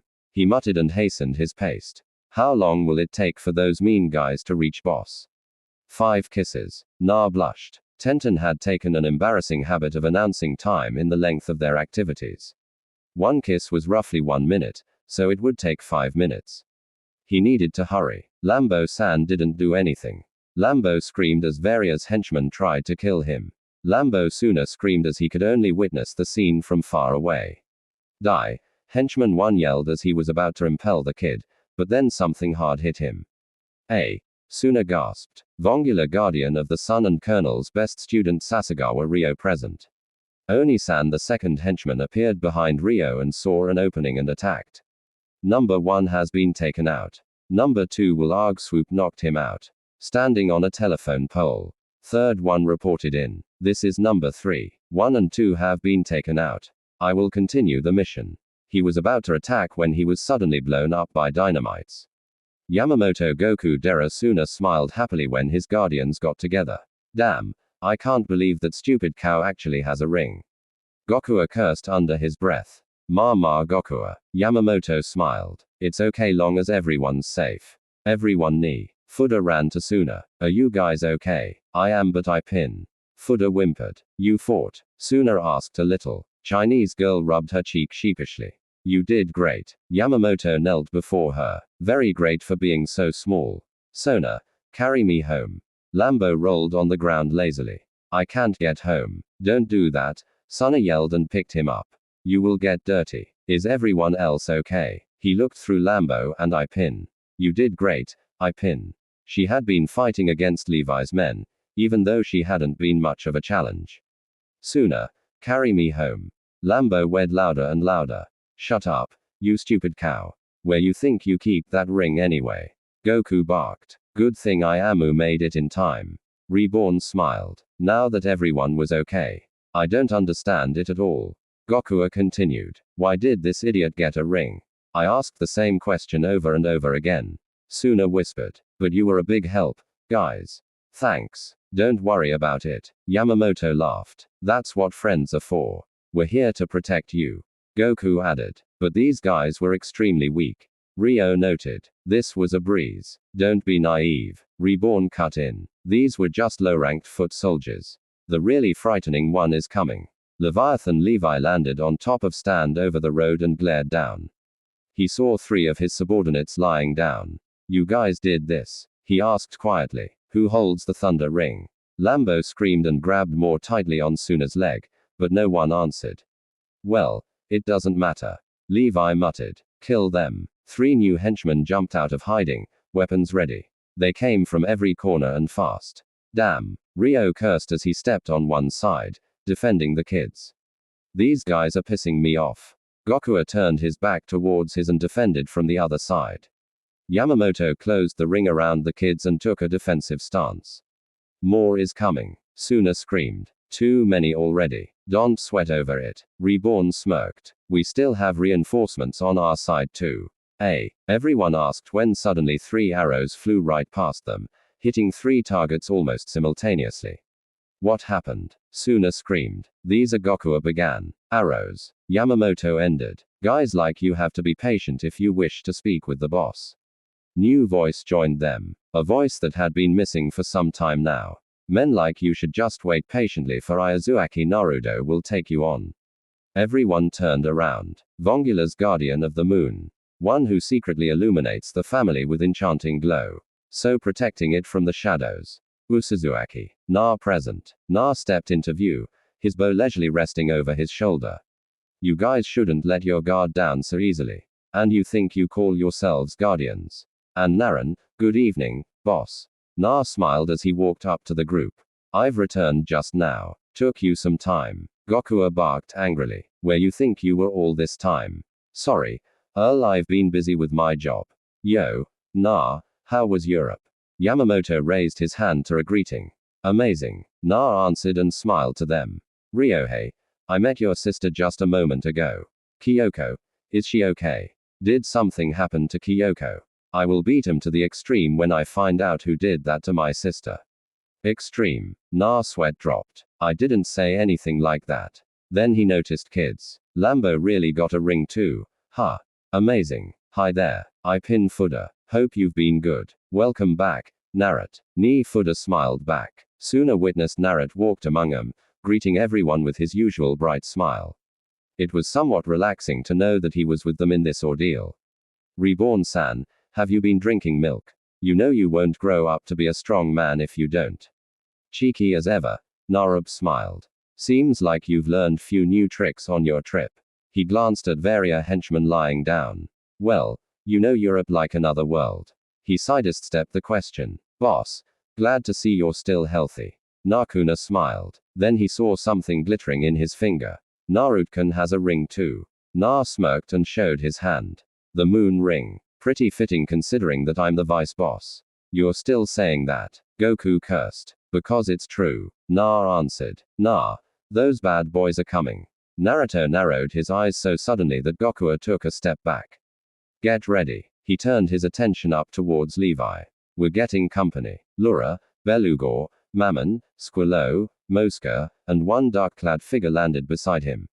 Na knew all Varia's guardians expect his own opponent. So this dark-clad man was definitely the moon guardian of Varia. What's this? Levi, your little troopers getting themselves by some schoolboys. Luxuria laughed. Perhaps we should take care of the prey. Belelfiger giggled. The situation has changed. Mammon pointed out. Other guardians of the rings are here as well. We should just. He Squall stepped forward. How dare you trick me? You trash. I shall slash you in seconds. He's here. Suna screamed. Who? Na asked. Subby. Squillo. You know him? Na Yamamoto asked, not taking his eyes of the long-haired man. Varia's guardian of rain, he explained, shocking everyone. That's right, Squillo roared. Which one of you has my ring? That would be me. Yamamoto stepped forward with a harsh glare. It's you. 3 seconds. I'll cut you into pieces in 3 seconds. He roared and raised his sword. While Suna panicked as usual, Narad leaned closer to Reborn. Did something happen while I was away? Squillo beat those two to the ground without any effort, he explained. Knowing those two, it left him a little edgy. That figures. Let's end it right here and now. Squillo roared. Out of the way. Everyone stepped away from this new man. He's here, Reborn muttered. I'd never believe I'd see him again. Zankus. Zankus? Na asked. He had come across the name while doing some research of his own. But I thought he was dead or something. Zankus stepped forward and glared down to Suna's family so hard that Suna collapsed after that.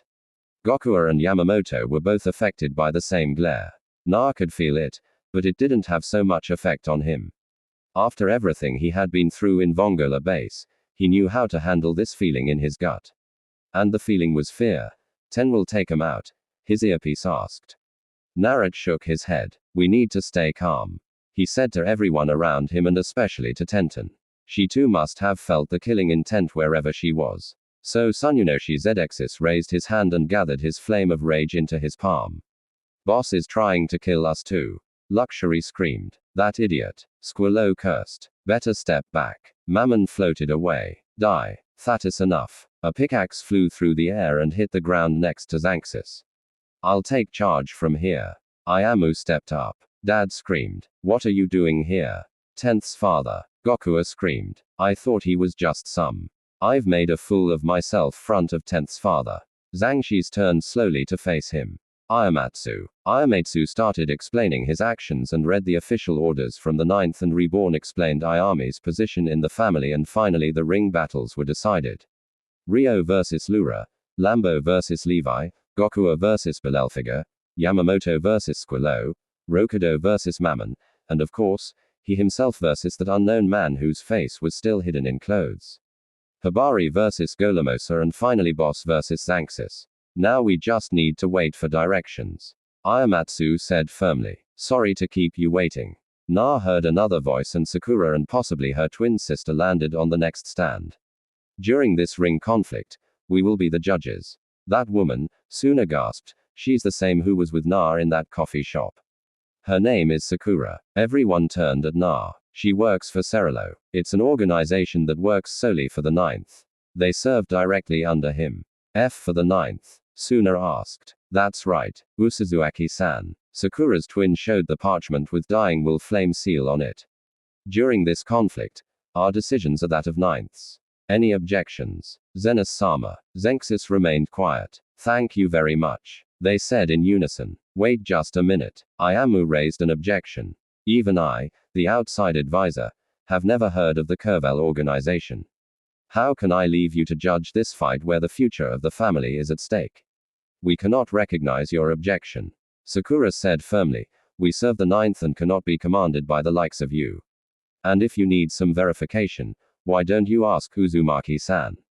He can vouch for us. Can you not? Again, everyone turned to face Naruto, who nodded solemnly. Ninth himself told me that really. Ayamu asked Naruto, can you've met the Ninth? Suna asked yes 3 times actually. Na raised his glare up to Xanxus. That's why I can't understand these orders when they come so suddenly. It's not why. Our place to understand, Sakura stated coldly. Our legitimacy has been confirmed and we proceed as judges without your consent. Satada, what a shame. Luria laughed. Suddenly we will decide which side is more worthy of the succession. She continued. The location will be Namamore Middle School. We will explain details then. We will be waiting you at 11 o'clock tomorrow evening. Well, goodbye. They leapt away slowly. Very walked away. This can't be. Suna collapsed. Well, it's been a long day. Everyone get some sleep. You lot have school tomorrow. Reborn said and grabbed his student by the leg and stated, dragging him away. Lambo, Ippon and Fuda followed them. Anyway, it seems that things will be interesting from now on. Want they? Yamamoto laughed. Well, I'm off. See you tomorrow, guys. Welcome back. Nah, I'm off too. I'm extremely hyped right now. I need to do some training. Ryo dashed off. Extreme. Gokua and Na watched each other for a moment. Did you get any stronger while being there? Of course, Na smirked. I'm a lot stronger. I'm worried about you. He turned around. I will see you school tomorrow. They are gone. Home now. Sure, let's go home. Na smiled. Suna woke up the next day. Not first remembering what had happened. Then it all came back to him. He jumped up from his bed. I can't believe this. I've gotten involved with a mafia fight and all my friends are involved, too. I can't believe this. You're so loud. Someone complained lazily and yawned. Boss, I'm a little tired from all the traveling, so would you mind keeping it down a little? Nah. I want to sleep some more. Suna looked at his side. Na was sitting on a futon next to his bed and scratching his ear. Naruto, why are you here? Then he noticed couple of legs showing themselves under Naruto's covers. And who is that? Sorry, boss, but it appeared that my apartment building was demolished while I was away. He explained, then I found this note. You can come and stay with us. He read it. Who wrote that? I did. Reborn explained simply. It's boss's duty to make sure that his family members get to rest comfortably. He glanced quickly at the figure that slowly moved under Naruto's covers. You seem to have picked an interesting character with you. Na laughed sheepishly. Well, sorry to be a nuisance. I didn't want to bother your mother so late, so I just decided to sleep in your room. I hope I didn't inconvenience you. Well, not. Suna sighed. he couldn't have because I didn't even notice him coming in. It's amazing how he can adapt to a situation so easily. But what are you going to do now that your apartment has been demolished? Na shrugged. I don't know. I guess I get a new place. But unfortunately, I used all my money on my travels. He laughed. So, it might take a while. Na ate breakfast with rest of the freeloaders of the Sawada household. I had no idea your friends would come over so late. Mama was devastated. Had I known, I would have prepared a place to sleep for your friends. I feel such a bad hostess now. Don't sweat over it, Reborn said. You can throw that guy out anyway. He can sleep in the yard. Oh no. Mama shook her head. Shao Kahn's friends are always welcome to this house. Sorry to be a nuisance. Na laughed nervously. I just need a place to crash until I can get a new place. Well, good thing all my things were somehow brought here. Suna looked at Reborn, who was surprisingly satisfied with himself. Well, anyway, you're welcome to stay here, but can you finally tell us who that person is? He pointed at Tenten, who was sitting in his lap and making Na feed her. She gave Suna a glare. Name is Ten. Na cleared his throat. Sorry everyone. This is my girlfriend who I met in Italy. Her name is Tenten. Please take care of her. These people are Sawada, Nana, lady of this house. Poison Scorpion Byank, ranking Fuda. That idiot is Bongal is guardian of Thunder. Lambo, that's Ipin. She's a guest. And finally, next boss of Bongola and his home tutor, Sawada Sunyunyoshi and Reborn San. Hey, he said after a moment. Don't be rude. Say something, he whispered into Tenten's ear. Why, Yoroiku, she whispered shyly and pressed closer to Na. Na, mine. Got that? What that has to do with anything? Suna asked. It seems that Naruto's girlfriend really likes him, unlike someone else who can't even confess properly. Reborn smirked under his hat. I understand her feelings completely.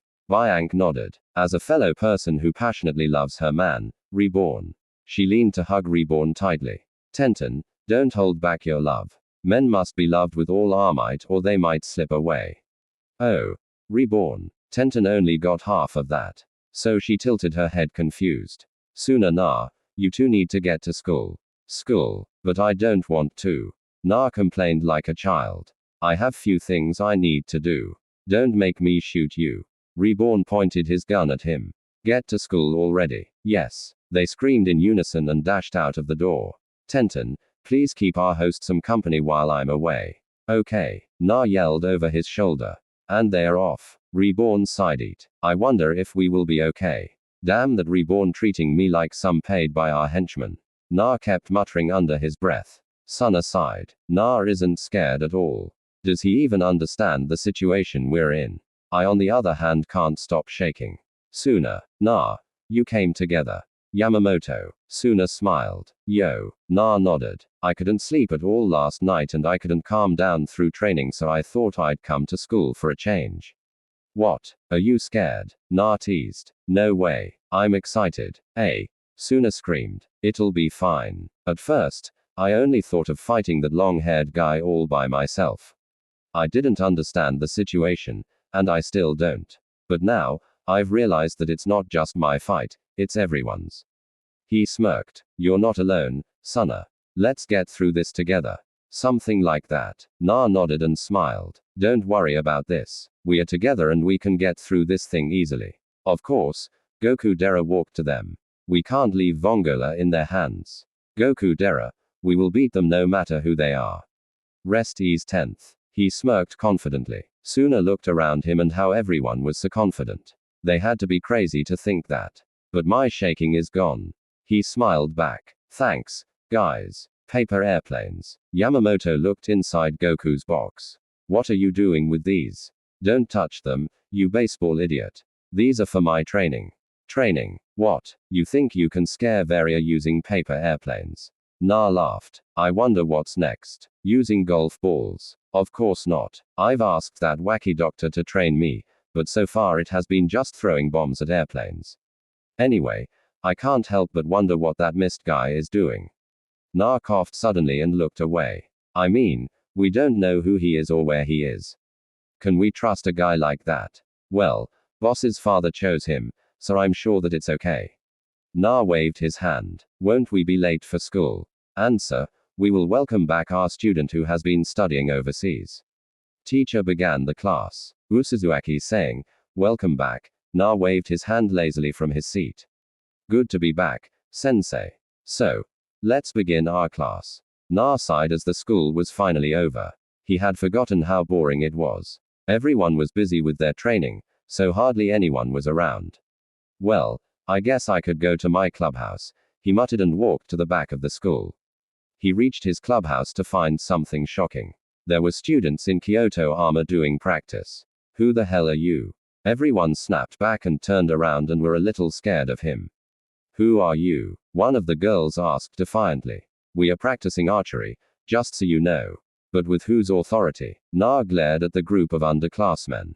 I'm club's president and I don't remember authorizing anyone's name. If you're the president, why haven't we seen you ever before? We've been here from the start of the semester. One of the boys joined in. Because I was in Italy as an exchange student, Naruto explained and looked at the practicing range. No one had even become close at that. He could tell it wasn't because lack of trying. Dozens of arrows were stuck in the wall behind the targets. You guys really suck, he snorted. Then why don't you give it a try? Someone yelled when an arrow flew past them, hitting the center of the target. Wow, everyone turned around to watch Na with whole new eyes. He had snapped the girl's bow and shot an arrow almost instantly. That was too easy. Naruto sighed and threw the bow back and walked between the group and the targets. Okay, my sweet little Kuhis. You think you can just walk in here and claim to be archers? This is a noble art, centuries old and what I've used endless nights and days to master. He smirked. If you want to stay in this club, I demand the exact same devotion for the art, or you can go and join kendo or baseball or something else is stupid. There's nothing wrong with kendo or baseball. Yamamoto joined the conversation suddenly. That was pretty rude. He walked up to them in his baseball gear. Sorry. Na cleared his throat. Anyway, I'm giving a welcoming speech to my Kuhis. Don't mind it. Okay. Yamamoto laughed and stayed on the back. Kyoto isn't about hitting the target. Anyone can do that. It's about grace, beauty, trust. I will give you BRZ the crash course in Kyoto and we will see who is fit and who's not. Yamamoto followed from sides. How Naruto with unusual fire lectured about archery. In the end, he chased Kois away and told them to come back if they had the guts. You seem to be on high spirits. Yamamoto laughed. Of course, it's been a long time since I last practiced here. He fired an arrow at the targets. It's always so relaxing to do things like this, isn't it? Yeah, you're right. Yamamoto laughed until he suddenly became serious. But Na, you said that you knew that long-haired guy from yesterday. Subia Squirlo. Na explained and fired a shot. He's Varia's swordmaster, very strong and ruthless. You seem to know a lot about him. Yamamoto nodded. Na sighed and walked back to the clubhouse. While I was in Europe, I spent a good time in Bongola headquarters. You mean our team's base? Yamamoto asked confused. This game is so hard to understand. Yeah, sure, why not? Na cleared his throat. While I was there, observed a mission done by Varia. That mission was led by him. Yamamoto didn't say anything, just kept his ears open. I can't tell you much. It's not that I don't want to help, but I simply don't know. All I know is that he killed many elite assassins in seconds.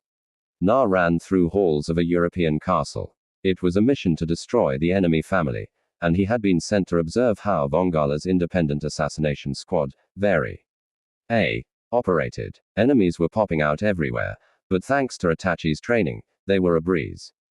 Someone screamed and Na saw a large double doors crashed. Dead guards were split in half around slowly. Na put his head into the room. He had kunai knives in his hands. Who's there? The voice demanded, making Na jump. Bongola. Na screamed when a blade almost cut him half. Some new crap. Squirlo looked down to him.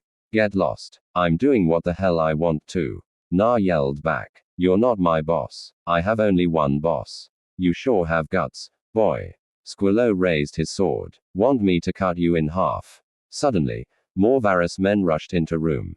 Captain Squirlo, we need your assistance on the north side. You're lucky brat, but if you ever cross me again, I will cut you. Squirrelo walked away. Just now, Na realized that he was in a room full of bodies. That man is a frightening opponent, he said. After a while, he had changed into his school uniform. Well, you do what you can, right? I don't really get it, but that's right. Yamamoto laughed. Anyway, I'll be off to do some training. See you in few hours. Na walked back to Sawada residence. Sorry for the disturbance, he announced as he stepped in. Ah. Welcome back, Naruto-kun. Sawada. Nana smiled as she passed on her way to kitchen. Dinner will be ready shortly. Just be patient. You're too kind. Na bowed his head. Na. Tenten jumped onto him like cat. Where Na was. Ten was bored. She huffed annoyed. Sorry, Tenten-chan. I was busy at school. Gee. She looked at him carefully. Anyway, Tenten-chan, I need you to do something for me. What? She tilted her head. It's something very important to me. Okay. Ten don't understand. But Ten will do best. She nodded firmly. You came, Sada. Rio yelled as Suna and Reborn stepped onto school ground. Others were already waiting for him. Sorry that I'm late. Lambo started playing hide and seek. All of a sudden, Suna showed the boy who was picking his nose. Damn that stupid cow. Doesn't he understand how grave this situation is? But there are some who aren't here yet.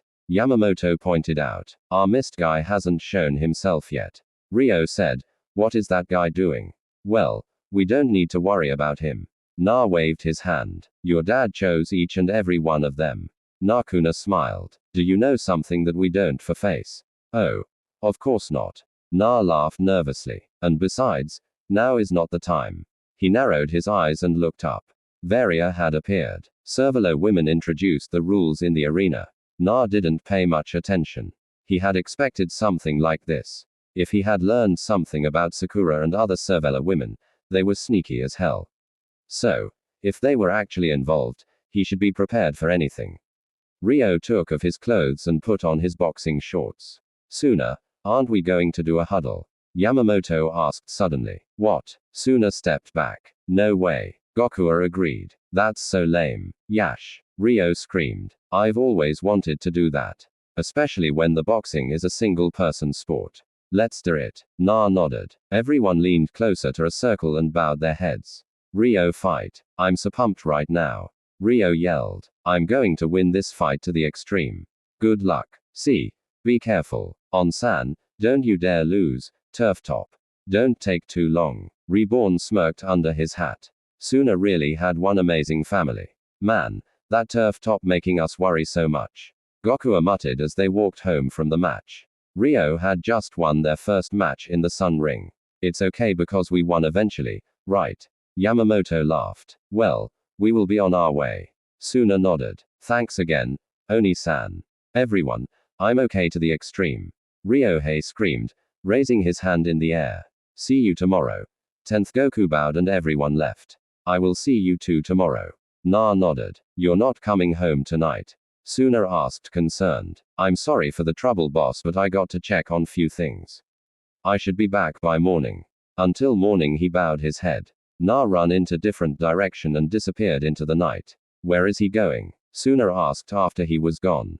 Suna, you should give him the space. Reborn said firmly. What do you mean? Every guardian's duty is different. Moon Guardian is no exception.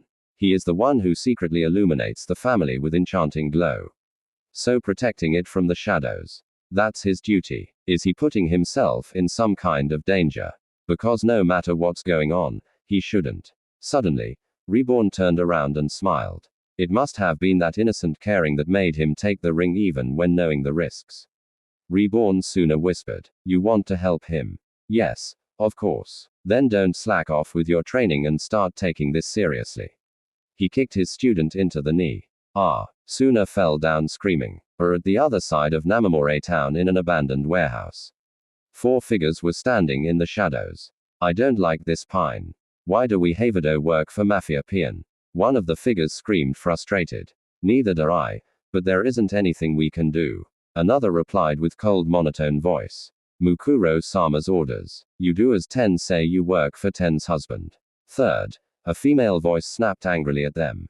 She was lying on top of a crate further away from the first pair. We don't work for Dad.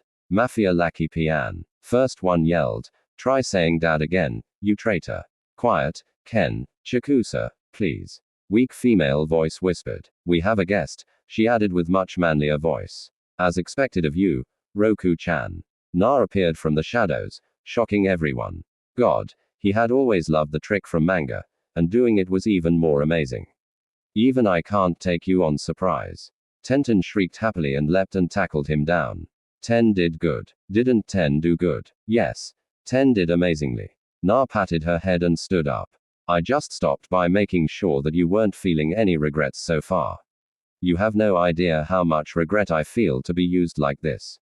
Chrome Duro. Mukuro. Ro smirked slightly. But if I were to allow such opportunity to slip by, I would regret it even more. Glad you think so. Naruto smiled. Anyway, I'm also here to ask you if you're going to present yourself to boss anytime soon. It would be appropriate. I will not do what is appropriate. According to a mafioso, Mukuro answered calmly. I have no intention to revealing myself before the appointed time. Fair enough. Na nodded. Until then, tension. He smiled and took Tenten by her hand and led her away. While they walked through streets, Ten didn't forget to lean close as possible to him. Where we go, remember those people who we met during our trip?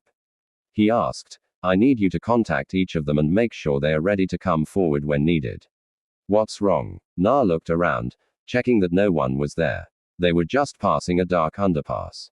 A hunch, he muttered. About what? About ring battles. We already got one victory on our side. True, it's unlikely that we win all our matches or even any else, but there's a chance that we might pull this off. With Hibari, Mukuro, and Boss on our side, I don't think there's anything to worry about. But he continued to look around. But she tilted her head. Better safe than sorry, he whispered. This first match was so tricked for their favor. We have to presume that next one will be too. Then Na's friends will win those like they did now. I'm not worried about that, Nard. But if matches are tricked, there's no telling what else they have planned. So 10 will call RP together. Na snorted quietly. You make it sound like we have a large organization waiting for us when actually we have what? 4 guys. And I can't even say if they're with us.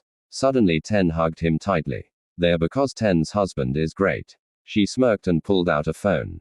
Car in town already came because interested. Naruto smiled as they stepped back under the moonlight. Good. And others don't know. 10 will look into it. She leaned to give a small peck on his cheek before leaping over a wall and disappearing into the night. The next morning, Suna walked down the stairs, yawning like always to find his vice boss talking to Reborn at low voice. He had knelt next to the baby. Na, you're back, he exclaimed loudly. They stopped talking immediately and Na stood up. Good morning, boss. He smiled. I hope I wasn't a reason of bother to you last night. Suna glanced at Reborn, who glared him down quickly. And no, it's just that middle school students shouldn't walk out in the streets that late of night. Don't worry about me, boss. I can take care of myself. He smiled. Let's have breakfast. No can do. Suna will have to train. Reborn said firmly and chased screaming Suna out of the house. That day, Na didn't appear at school. There wasn't anyone else from the family in there because everyone was training hard, so he didn't feel like spending time city. NG in his desk, boring his mind off.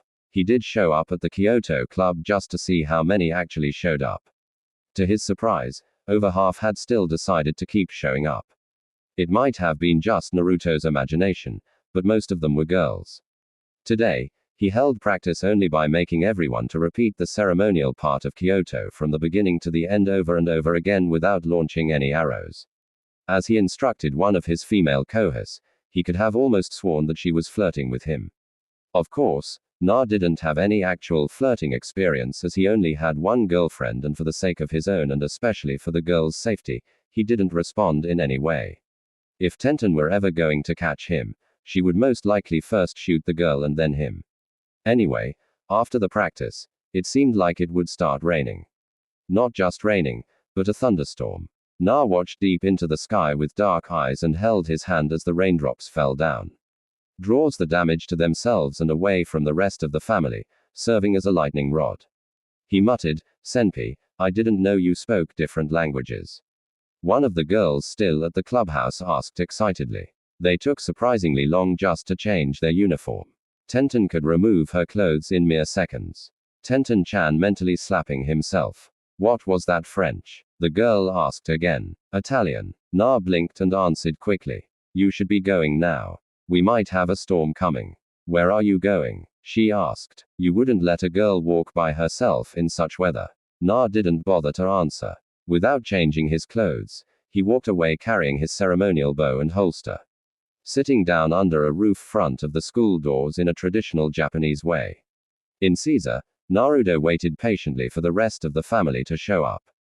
It soon started raining. Naro, you're here already. Yamamoto arrived first holding an umbrella. Did you come right after club activities? Something like that, Nard. Were you training somewhere? Yeah. He smirked excited. I was a bit shaken up over this fight knowing that one of Kid's friends have to fight those guys. Then his smirk lost couple nudges. Do we really have to? Na nodded. If the boss wishes it, we do. Boss's father chose that brat for a reason. We must have fate in both of them. Then Na smiled. Don't worry. I'm certain that boss would never allow anything bad happen to any one of us, especially Lambo. Right. And like a rain that washes everything away, Yamamoto agreed with a laugh. You guys are here already. Ryo walked to them, his hand in bandages. I'm impatient to the extreme. When the match begins, suddenly Goku rushed inside of the gate, panting like crazy. I'm sorry I'm late. 10th. He looked around to see that only people missing were Suna, Lambo, and Reborn. Then his attitude changed like lightning, and he acted kicker. He had been waiting for hours. Damn, he cursed. Where is that stupid cow? He muttered under his breath. But everyone heard him clearly. I bet that cow is causing trouble to 10th. Mama, Goku, I'm sure they will be here. Yamamoto laughed. Are you okay? See. Does your arm hurt? No. I'm feeling extremely well. Look, 10th is coming. Goku snapped into attention soon as Suna stepped in from the gate. I'm sorry everyone, he panted. Lambo was throwing a tantrum about going. Damn, that stupid cow holding 10th back like that. You better win this one or don't come back at all. Na sat up. Good evening, boss. Shall we proceed to the arena? He shoved up to the roof. The roof? Everyone asked. A Lambo fight. Ryo screamed. Ooh. And the annoying cow stepped inside the ring with Levi of Varia. No one felt good about this. The fight was terrible. Lambo got his from the start. And just when he was about to take the advantage with his 10-year bazooka, he lost again. Suna twitched painfully as he watched from sidelines. He watched how Levi just punched the little 5-year-old to the floor with all his might and then prepared to attack. Reborn, he whispered. Reborn knew what he thought. This was something Suna needed to do, and he should just go with it. So, he pulled his gun and a dying will bullet. Na saw this and knew that he couldn't let this happen. Sky Ring meant everything. If Zangshis would gain the full ring, it would mean game over for the Suna's family. And Moon Guardian would never let that happen. So when Levi was about to end it with a clean strike with his sword, Umbrella and Boss was about to jump in by breaking down the arena between them. Naruto had to do something before that would happen. He raised his bow. With one smooth and elegant move, he pulled an arrow and launched it nearly instantly. Not satisfied with just one arrow, but two. Just moments before Lambo would have been impelled, Levi glanced up just in time to see his shoulder being punctured by an arrow. But before his body could even register the pain, another arrow punctured his other shoulder, demobilizing his both hands completely. Then it came quiet. No one said a word. Thunderstorm was moving away. Na glanced high. For a brief moment, he could see clouds cracking. The moon was shining down to him. Then in one moment, it was gone. Quietly, he stepped forward, preparing for his punishment. A Lambo shouldn't be made to fight. Na argued with Reborn. He is a guardian. He was chosen for a reason. But Boss will never allow that. He will, Reborn said firmly. But just in case, keep your bow with you. What you're thinking? Na asked suspiciously. Nothing that you haven't already. Reborn answered. Whatever happens, the sky ring must stay in Suna's hand. His eyes darkened. You know this, and you are the only one I can trust this task with. It's my duty. Naruto looked at his own ring and nodded. I've promised myself to protect Sawadada Sunayoshi, his family, and friends with my life and honor. Even if I can't be his guardian, I will always protect him. Don't be so hasty. Reborn smiled. Things won't be that simple. Everyone stood there silent and watched as Naruto slowly stepped forward. What did just happen? Belelfigure asked. That brat stopped Levi from killing that cow brat. Mammon answered. It means that we get his ring. Naruto Suna whispered when his vice boss took the ring from his finger without saying anything. Suna saw the pain in his eyes like he was being stabbed. But there was also determination that ignored his own pain. He continued without hesitating. Don't worry, he forced a smile to boss. Rings aren't my style anyway. They watched as one of the pink-haired women stepped next to him, her hand offered. Here, he threw his ring to Sakura but didn't look at her. I'm disqualified, right? Yes, you are. Sakura nodded and turned away. We declare Levi is the winner of this match. Also, Satada's Moon Guardian is disqualified due entering the fight. His half ring goes to Varia's side. Yosha Bellbeggar screeched. Chew on one night. Naruto-kun, why did you do that? Suna asked. Naruto turned around quietly and walked past him. As they passed each other, he whispered, because it's my job, and shot a glare up to Xanxus, but was satisfied of the Ange. What he saw in Mons. He had obviously waited for a different outcome and was very unsatisfied. He didn't even say anything when his Moon Guardian got the ring. Let's go. He just stood up and Varia walked away. Na saw how the cloaked figure stood there looking down to him. He couldn't see more than his eyes. There was a very brief moment when a very strong killing intent was shot from those eyes. It happened so quickly that it took every ounce of self-control that Naruto didn't shot an arrow up there. Then the figure just disappeared. Lambo Suna suddenly rushed to the unconscious child and picked him up gently. He needs help. Don't worry. I will arrange that. Ayamatsu patted his son's head and nodded. Go and get some sleep. I will need to head out for Japan after this. Look after your mother for me. Okay, sure. He nodded. Meanwhile, Goku stepped next to Na. Man, that stupid cow. Because he was such a weakling, you had to step in. I was either me or boss, Goku. Na whispered darkly. But now we're 2 rings short. Goku cursed. It just means that you have to win tomorrow. Na smirked to him. I'm counting on you. After brief goodbyes at the gate, everyone looked at Naruto, who was about to walk into another direction again. I have to do some business, but I will see you in the morning. Boss, if you excuse me, he nodded and rushed away. Others walked home together with his ring gone. We're at disadvantage. Suna whispered, you think he shouldn't have tried to stop Levi? Reborn asked, no, I'm glad that Na saved Lambo. It's just that now he lost a ring when and can't even compete. For some reason, I always thought that if there was a match we would definitely win, it would be his. Then he laughed sheepishly. But then again, he was the only one who didn't have any time to prepare for this fight, so I guess it's better this way before he really hurts himself. Do you know why he did that? Reborn asked, and everyone turned to look at him as he sat on Yamamoto's shoulder. He did for you. What? Suna asked. For me. You were about to rush into battle and lose your own ring in the process. Na saw this and decided to intervene before you. He didn't do it just to save Lambo, but you too. No way. It's my fault. Suna whispered. If I had controlled myself better. Suna Yamamoto whispered. 10th. Goku joined in. Reborn smirked. Don't worry. He would have stepped whatever you were about to step in. That's the kind of man your vice boss is. He looked at the moon that was peeking behind clouds. He wants you to win so you can live. He believes that his family needs to be protected. For protecting family, he is willing to go to such lengths. Reborn, Suna whispered. He remembered what Naruto's eyes looked when he took his ring off and how his forced smile had hurt when he had assured everything was okay. And how he had just stated that it was his job. It was like that when they had faced Mukuro. He had first lured that sniper away. Then he had been willing to stay behind to protect him while fighting off possessed Goku, Byakuya, Ken, Chikusa. Suddenly, Suna felt like on every step, Naruto had been hiding behind him, doing things without his knowledge in order to protect him. Whenever it got dangerous, who knows what he had to do in Italy because of him. If only he had been more determined and more boss-like. Suna felt determination going through his body. I want to become stronger. Reborn, I need you to make me stronger.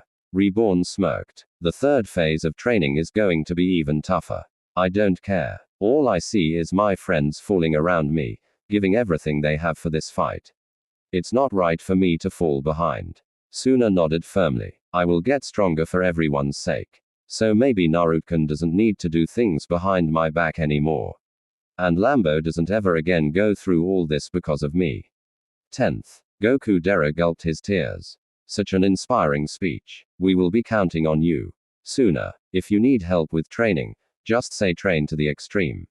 Everyone. Suna nodded. Meanwhile, Naruto was walking to a sushi shop downtown. He looked at the couple of large dogs lying on the outside lazily. They raised their heads as Naruto stepped in, but he ignored them. I thought you didn't like fish, he stated as he pushed the curtains aside. On a table next to the door, a teenager sat there feeding himself with expensive-looking sushi. It was either dis or noodles. Neither Akamaru or Kurumaru likes them. He spoke with heavy accent and Yara paying by the way. You wish. Na snorted and looked all the plates. I don't have enough money to compensate even half of what you have just eaten. Then Na just shook his head. Anyway, to the business. What have you found out? Ka gulped his mouth empty. Well, nothing much. It seems that something big is going on back in Italy.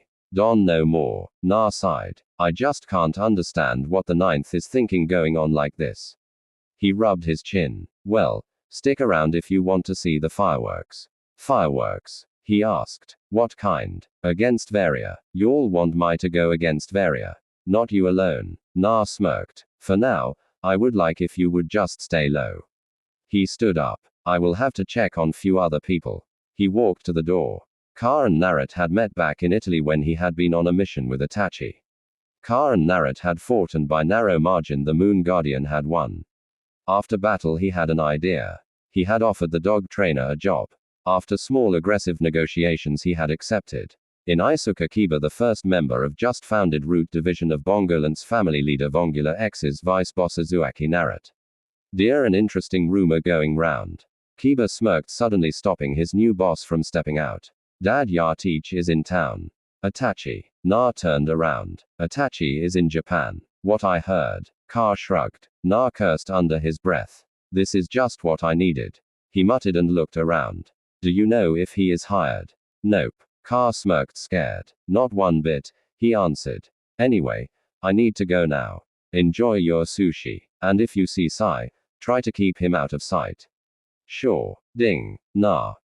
Why so dark, boss? Levi asked, confused. We got 2 rings in our hands in one night. We will crush those BRZs. ZXs didn't answer, just continued to try drilling holes into the wall with his glare. You're an idiot, Octopus. Belgar giggled his freaky giggle. Octopus boss wanted the sky ring. The genius knife user answered that moon ring means nothing. You shouldn't say that, Mammon pointed out. That kind of comment won't be well received. They looked into the other side of the room where their moon guardian was holding the ring in his hand. Kishi, if he doesn't like it, he better be ready to die on me. He pulled a bunch of knives out of his pocket and licked them. Or what do you say? The moon guardian didn't make any sign that he had even heard his voice. Just kept standing in the shadows. This guy is pissing me off. Belga muttered annoyed and was about to throw the knives when Squillo walked in. No fighting until we're done here. He yelled, you better take that ring or our boss will take her head. Kishi, don't worry that Brad will die because he threw a knife at some painting on the wall. I'm a prince. Next morning, Na was drinking tea in the kitchen as the house started to wake up. Where were you? Byank asked as she sat on the opposite side of the table. Doing some business. Na answered. Where's is everyone? He looked around. Fuda is sleeping. Ipin and Mama are at the clinic checking on Lambo. Reborn and Suna are off training. Your girlfriend came late and left early before I could ask where she was going. She listed everyone. So, I'm pretty much holding this fortress up. That's good, Na said and gulped down the tea. I'll be going now. Have a safe trip, Byank muttered. Na went to school normally that day. He didn't have anything else to do that day until the next match. It would be Goku's turn. He had late night last night, and he would need to recharge his batteries. So, he spent his time sleeping in his desk, visited his archery club, and finally met everyone at the corridor where the fight would take place. Before we resume the storm battle, we have an announcement to make. Sakura stepped forward. Zangus-sama has kindly offered a chance to you people to regain your moon ring. Really? Suna asked. How? Sakura looked back to Zeus for confirmation, who nodded back boredly. She turned back towards Suna's family. You will have the ring and we will fight the moon battle, but we will nullify the point if you win. If you lose double the amount. What? That is pointless, Basil yelled. Not only that, we could lose twice in one round, Yamamoto pointed out. Suna looked at his vice boss, who looked back. Why you want to fight? You have watched what these guys can do. Na smirked back. If you give me the chance to prove that I'm more than just a screamer with a good aim. Suna looked at Reborn, who didn't look back. Your call, the baby said coldly from under his hat. Suna looked back to Na. Oh. Okay, we accept. ZX's hardened his glare. Be sure to kill that brat. He muttered warningly to his own moon guardian, who nodded back. Fine. Moon battle will be fought after the mist battle before the cloud battle. But now it's time of the storm battle. A Gokua had to pull a almost late hero stunt and blow up the clock in the process before he sought it proper to appear. Then drive. Shimal made an appearance. When the first thing the man did was groping CLA women's, Naruto felt sudden connection with the man. Even though Sakura and her twin sister punched very hard at his face. Anyway, it was time of the huddle and Basil was invited in too. Goku dare fight. Ooh. Others joined the scream and the battle would begin. Goku lost. Na accepted it when he saw him wobbling towards them. The storm battle had raged like a real storm. The prince had seemed to be dominating the match most of the time, but Goku was never too far behind. And in the end, it seemed that he would pull it off. But the genius of Varia wasn't that easy. Even with his last bits of strength, unconscious and going like crazy, he fought. But Goku wasn't going to give up either. He was willing to die for Suna. That was until Suna had stopped him. What have we been fighting for? He had yelled and listed their adventures. Their normal adventures, like watching fireworks after summer festival, going to the beach, having fun among friends, finally reached Goku and he gave up the tea.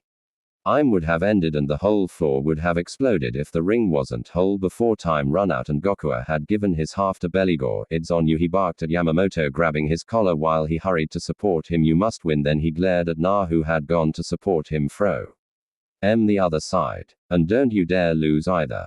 You can count on us. Yamamoto laughed and nodded firmly. Then one of Levi's henchmen appeared quickly, reporting that there was a disturbance. Namamore Middle's own guardian, Hibari, had entered the building and was making his way through the henchmen. Enter others. As soon as he appeared, Naruto felt like everything was going from bad to worse. He simply couldn't believe he would ever just group up with anyone. He after all had more experience than anyone present of Hibari and what it feels like to be caught in his eyes. And when he almost sliced his head off without warning using his tonfas, he had his confirmation. Narok Suna screamed, but he had managed to avoid it when Yamamoto stepped in and grabbed his tonfa before it managed to hit Na. That of course only made him angrier than before. When he was about to go berserk, Na recalled something. What about Mukuro? He said suddenly, and Hibari locked his eyes on him. Na started to think if he could use Goku as a shield if he accidentally broke a fuse. If you play nice for now, we can guarantee a rematch between you two. Hibari's match with Mukuro was very fresh in his memory. As a man who didn't accept defeat under any circumstances in any way, he needed to finish his enemy or it would remain unresolved forever. So, he stood down for now. To Sunyuna's sides, it was relief when the disaster was prevented and the tomorrow's match would be rain and the night was over. Everyone returned to their respective homes. The morning came and Na found breakfast tables set ready even if the hostess wasn't anymore in the Ooze. There was a note saying that she had gone to the clinic to check on Lambo. Na sat down in the table quietly and waited for others to wake up. First was Byank as expected. Then Fuda with sleepy eyes. Ipin came third, fully awake but clearly less enthusiastically than normally. Reborn visited downstairs briefly to go over some details with Na. So what are you going to do today? He asked. Training. Nope. Na shook his head and smirked. I have few friends coming in today. Like that dog hunter you met yesterday. Reborn asked and left the room. Be careful of people you choose to surround yourself with. You never know what might happen. Na didn't comment on that, but did put the warning behind his ear. While he finished eating, he heard Reborn saying, "Let's go train." No good sooner, and dragged his boss out. He should be around here somewhere.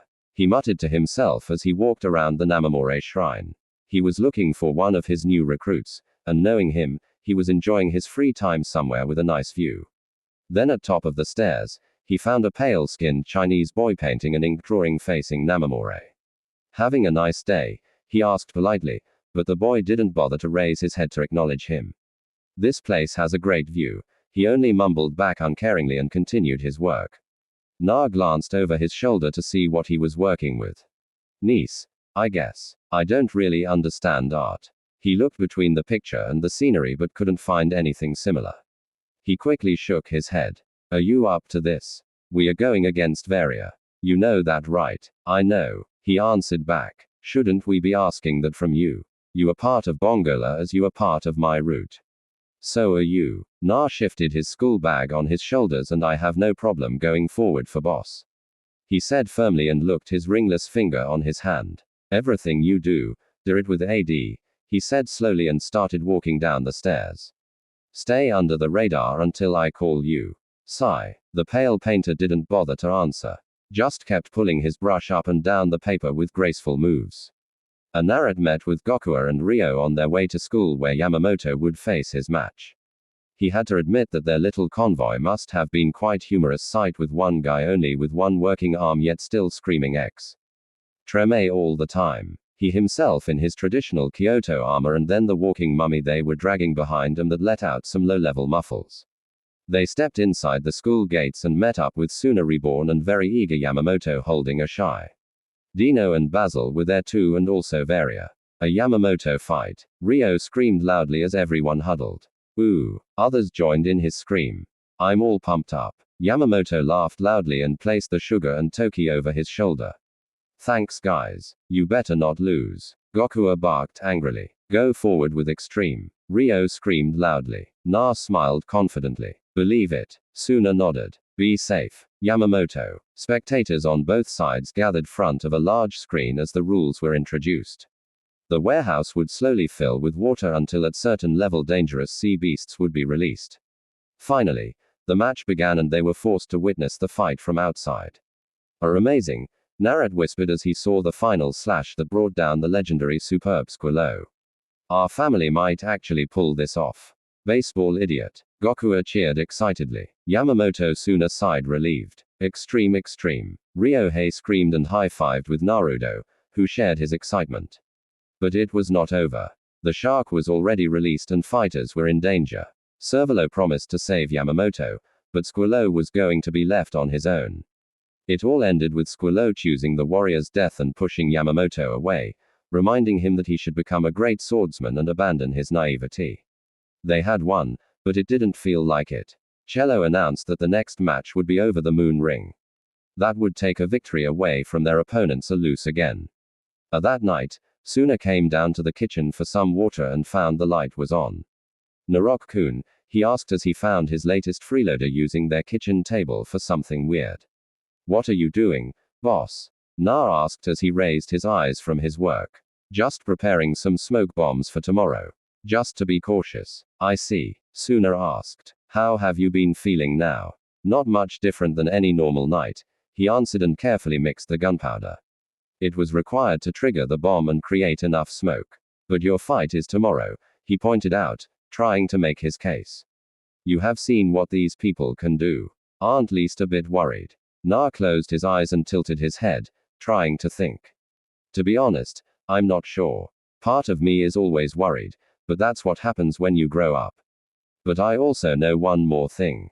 He smiled suddenly. "That if I fail, my family will suffer from it." "Again, with that mafia?" Suna whispered. "No," Na answered suddenly, and he looked at his boss, his friend, into eyes. "I haven't told this to anyone, but when I was 10, my mom got really ill." Suna's eyes widened in shock, and Na quickly lowered his eyes into his work and tried to continue. "My dad, not wanting to go into any details, wasn't there. She was my only family and I had to take care of her." He smiled sadly. "To be honest, It was because of her that I value my bow so much. He glanced at the ceremonial bow in the corner. That's her bow from her school days. She had won several tournaments in her youth and was one of the best ever. He gulped suddenly. I remember when I was a kid, my mom would take me to a park and try to teach me how to use the bow. It was fun. He was quiet. Suna was in utter shock. He had known Naruto for some time and had seen many sides of him. Happy-go-lucky, confident, scared, panicking, and sneaky, but never sad or depressed. These emotions were completely new to him. He didn't know what to say or do. But then she got ill. We were broken as a man of the house. It was up to me to take care of her. So, I tried my best, but she died a year later. I was all alone ever since. And before I noticed, I drove people away by acting like a delinquent, getting into fights and so forth. That was until some idiot brought some brat into school and created this something I called Mafia Club and forced itself into my life with couple badly aimed dynamites and fake tryout into my CL. He looked Suna into eyes and fought back the tears that were breaking through. When I went to face those delinquents alone, you came after me and you helped. He smiled. You were the second person ever to risk their life for me. Then time went on and I joined into your family, but it was fun. The pole knocking, or the time Dino kidnapped you to test our loyalty and we busted a loyal Yakuza. Or the time we got lost in the mountains, or the time we were having the snowball fight and everything went so wrong. He started laughing and Suna couldn't help but relax. Na was really a person who could smile in the darkest situations. I just remembered when we tried Power Up Goku with that new hairstyle. He was such an idiot. He laughed and Suna joined him a bit awkwardly at first, but then wholeheartedly he listened as Naruto listed many of their adventures, like meeting with Fuda, brawling with Hibari, and then we went on and defeated that Mukuro and his gang. The sadness was gone from his voice and his eyes were clear once more. It was so fun, like real heroes who went to fight against evil and won. But his voice changed again once more. That also opened my eyes. This wasn't a game of children anymore. This wasn't even the world of adults. This was world of mafia and I had become part of it. But when I was asked if I was serious about this, I didn't hesitate. I had decided to become part of your family, but I don't want to become a mafioso. Suna screamed suddenly, trying to make it clear that he didn't want to be part of this world. I'm only fighting so we can live. And to his surprise, Naruto smiled to him. When I said I'd be part of your family, I didn't mean Bongola. He said happily, hey, I meant the family where you, me, Yamamoto, Goku eat on the roof, fight among ourselves, quarreling about something trivial. Where that Rio busts the scene with his endless energy and then Hibari shows up and decides to bite us all death just because we grouped up front of him. Where Reborn comes and tries to toughen you up. Where Kyoko and Haru make appearances and mix it up. Where Lambo and Ipin and Fuda play with among themselves while we try to watch over them but just get caught up in it, and Byank tries to poison someone and then your mama does something to her. Delicious food and everything settles down. Suddenly a moonlight shined through the window and colored Naruto with its silvery glow. Just like you said to Goku, we are not fighting for some mafia, but we are fighting so those days would return to us. He smiled. If I concentrate on those thoughts, on those memories, and knowing that I can help everyone by giving my best shot at this, I will have no fear in my body or regret in my heart. So don't worry, Suna. I will beat that guy up. And then there's one less thing to worry about. Okay. Suna didn't know what to say. He had never realized how much it meant for Na, but somehow, thanks to this moment they shared, he felt like he actually knew Na now, better than ever before. Okay, Naruto-kun, I will trust you. He stood up when he realized that he was still thirsty. I know why it can be a little hard. He smiled to Suna over his shoulder as he was waiting his glass to fill. I'm not passionate as Roy or lucky like Lambo. I lack the conviction like Goku or skill like Yamamoto. Nor am I fighting maniac like Hibari or cunning like Armist Guy. He added under his breath. But one thing I am. Suna turned to look at him. I know how to survive, so don't worry. Uzumaki Na won't die until he sees you the best boss you can be again with that mafia thing. Suna whispered quietly. Outside the kitchen, Reborn was listening with a satisfied smile. At the day of the moon ring battle, he woke up like any other day. All possible doubts gone thanks to his little chat with his friend. On his way out of Suna's room, he still occupied. He almost crushed with Ipin, who wanted to go to see Lambo, and then with Bianca, who came out of the bathroom brushing her teeth on her way to wake up footed just like any other morning. He heard Reborn dragging Suna into training, then went to school like any other day, realizing that everyone else except Hibari, who was doing his rounds, was either recovering or training, but it was cool. He needed some time alone, and school was perfect for it. He might have just imagined it, but people were actually acknowledging him now as they passed by. Some smiled politely, and even couple Kohis from Kyoto Club if he was going to show up today. He shrugged to them and continued his stroll. After school, he took a quick look of Mukuro and his people. He had a little polite insult contest with him before taking his girlfriend for some quiet time alone. Then he needed to meet up with the last two of his contacts from his journey. One was Lancia and the other, well, out of his newly founded route, this one was the least trustworthy, which meant lot. He met Lancia in a lobby of a small inn, enjoying a late lunch. "It has been a while," he said quietly as Naruto sat in the other chair. "Uzumaki." Na smiled politely as he refused the menu from the waitress. "A week or so," he pointed out. "I'm glad you decided to accept my invitation. Don't get me wrong," Lancia glared up to him. "I have no intention of becoming one with you or Bongola. I will pay my department to him and that's it." "I understand." Na nodded. "Even that is enough. I'm glad. I just wish to confirm that we can count on you." "Sure. But why do you need me for? Can't your family deal these things on their own?" "We could, but if it's Varia we're facing, I would rather be safe than sorry." He leaned into his chair. "So, what do you need me to do?" "Nothing for now. Just keep an eye on them and stay low." He left the inn with that and started heading towards the rougher side of Namamore. It wasn't exactly anything criminal, but nothing that a normal person would be proud of to be associated with. He stood front of a sign that leather pleasure and pointed downstairs. His last contact had issues or just crazy to go into a place like this, but he couldn't complain as long as she didn't. Suddenly start dominating him. He wasn't into that kind of thing. Seriously. But without further ado, he entered the club and discreetly searched for his last recruit. He was a minor, so he just couldn't ask for directions, and he was forced to do some old school recon, meaning he peeked inside every room on the way. And every time he wished he hadn't. Let's just say that for a middle schooler like him who had seen people being chopped into bits right front of him, blown up, stabbed, shot, strangled, and almost every other possible form of physical confrontation. Even he did have some innocence left in him until now. And to keep this story fit for teenagers, we will not concentrate on the fact that Naruto was walking through a bondage club where people were doing it all around him. Finally, at the exact end of the hallways, the last room to be checked, he found the person he was looking for. A woman in very erotic lingerie was sitting on a heart-shaped bed while drinking some water. The scent in Naruto's nose told it might have been a good time that he had waited. When he closed the door behind him, the woman stopped drinking and looked at him. "Yo, boy, I see you're enjoying yourself, Anko. Crazy lady," he added under his breath. "This is what I've always loved about Japan."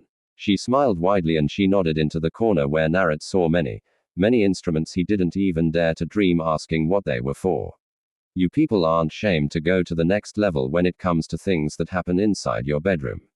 Always thinking, the rest of the world are such Puritans both out and inside their bedrooms. She sighed happily as she lay down on her bed. I could really get used to this. Then she glanced at very blushing Naruto, who fought not to look inexperienced. He was after all this woman's superior, not the other way around. "Wanna to have a test drive? My great bossman." "No thanks. I'm not a pervert like you are," he said quickly and hardened his glare. Thanks to certain female in his life just wasn't that big of deal anymore.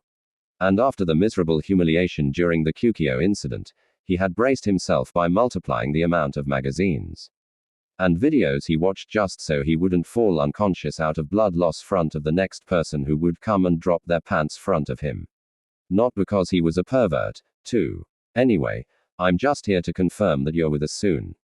Enko rolled to her stomach and leaned into her hand. "Don't know," she smirked. "I might if I gain something from this." Then she purred and winked. "I don't think my girlfriend would like if she found out that another was peeing on her turf, so to speak. Then bring that cutie butt with you."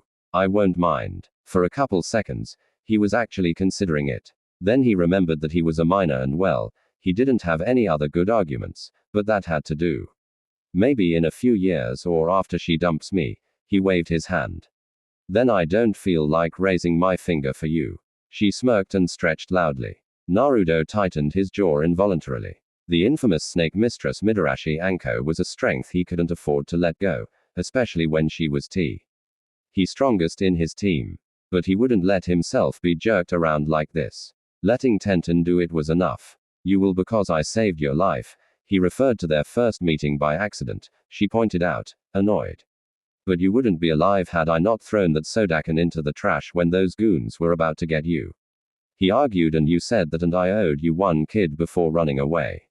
Anko gasped frustrated. So what you think that because of something I said back then I would suddenly start obeying you like a doll? Tell you what, kid. I don't take orders. I give them. If that were the case, you wouldn't have shown up in Namamore.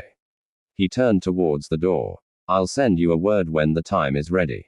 He stepped out, leaving the perverted woman to mull things over by herself.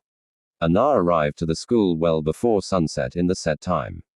He needed some time to prepare himself at the practice range. He took his mother's old ceremonial bow and began the traditional art of Kyoto. It was here where it had begun.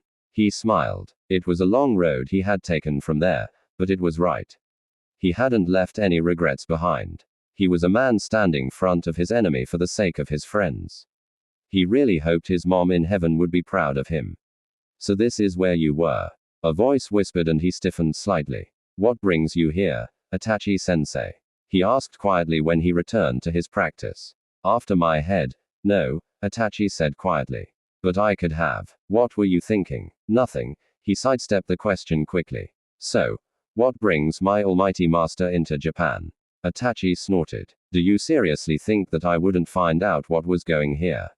My only student taking on Varia. And not just anyone, that person. Not even I would want to face that heathen. Na raised an eyebrow. So, you found out who my opponent was. And you didn't? Itachi asked, losing his cool for a second, which was a lot for him. Have I taught you nothing? Never face an unknown opponent. Never. Absolutely never. But you also said that improvising is mother of survival. Itachi closed his eyes and took a deep breath. I don't know if I should tell you this, but you are the only pupil I will ever have, and it would be shame if you would just die.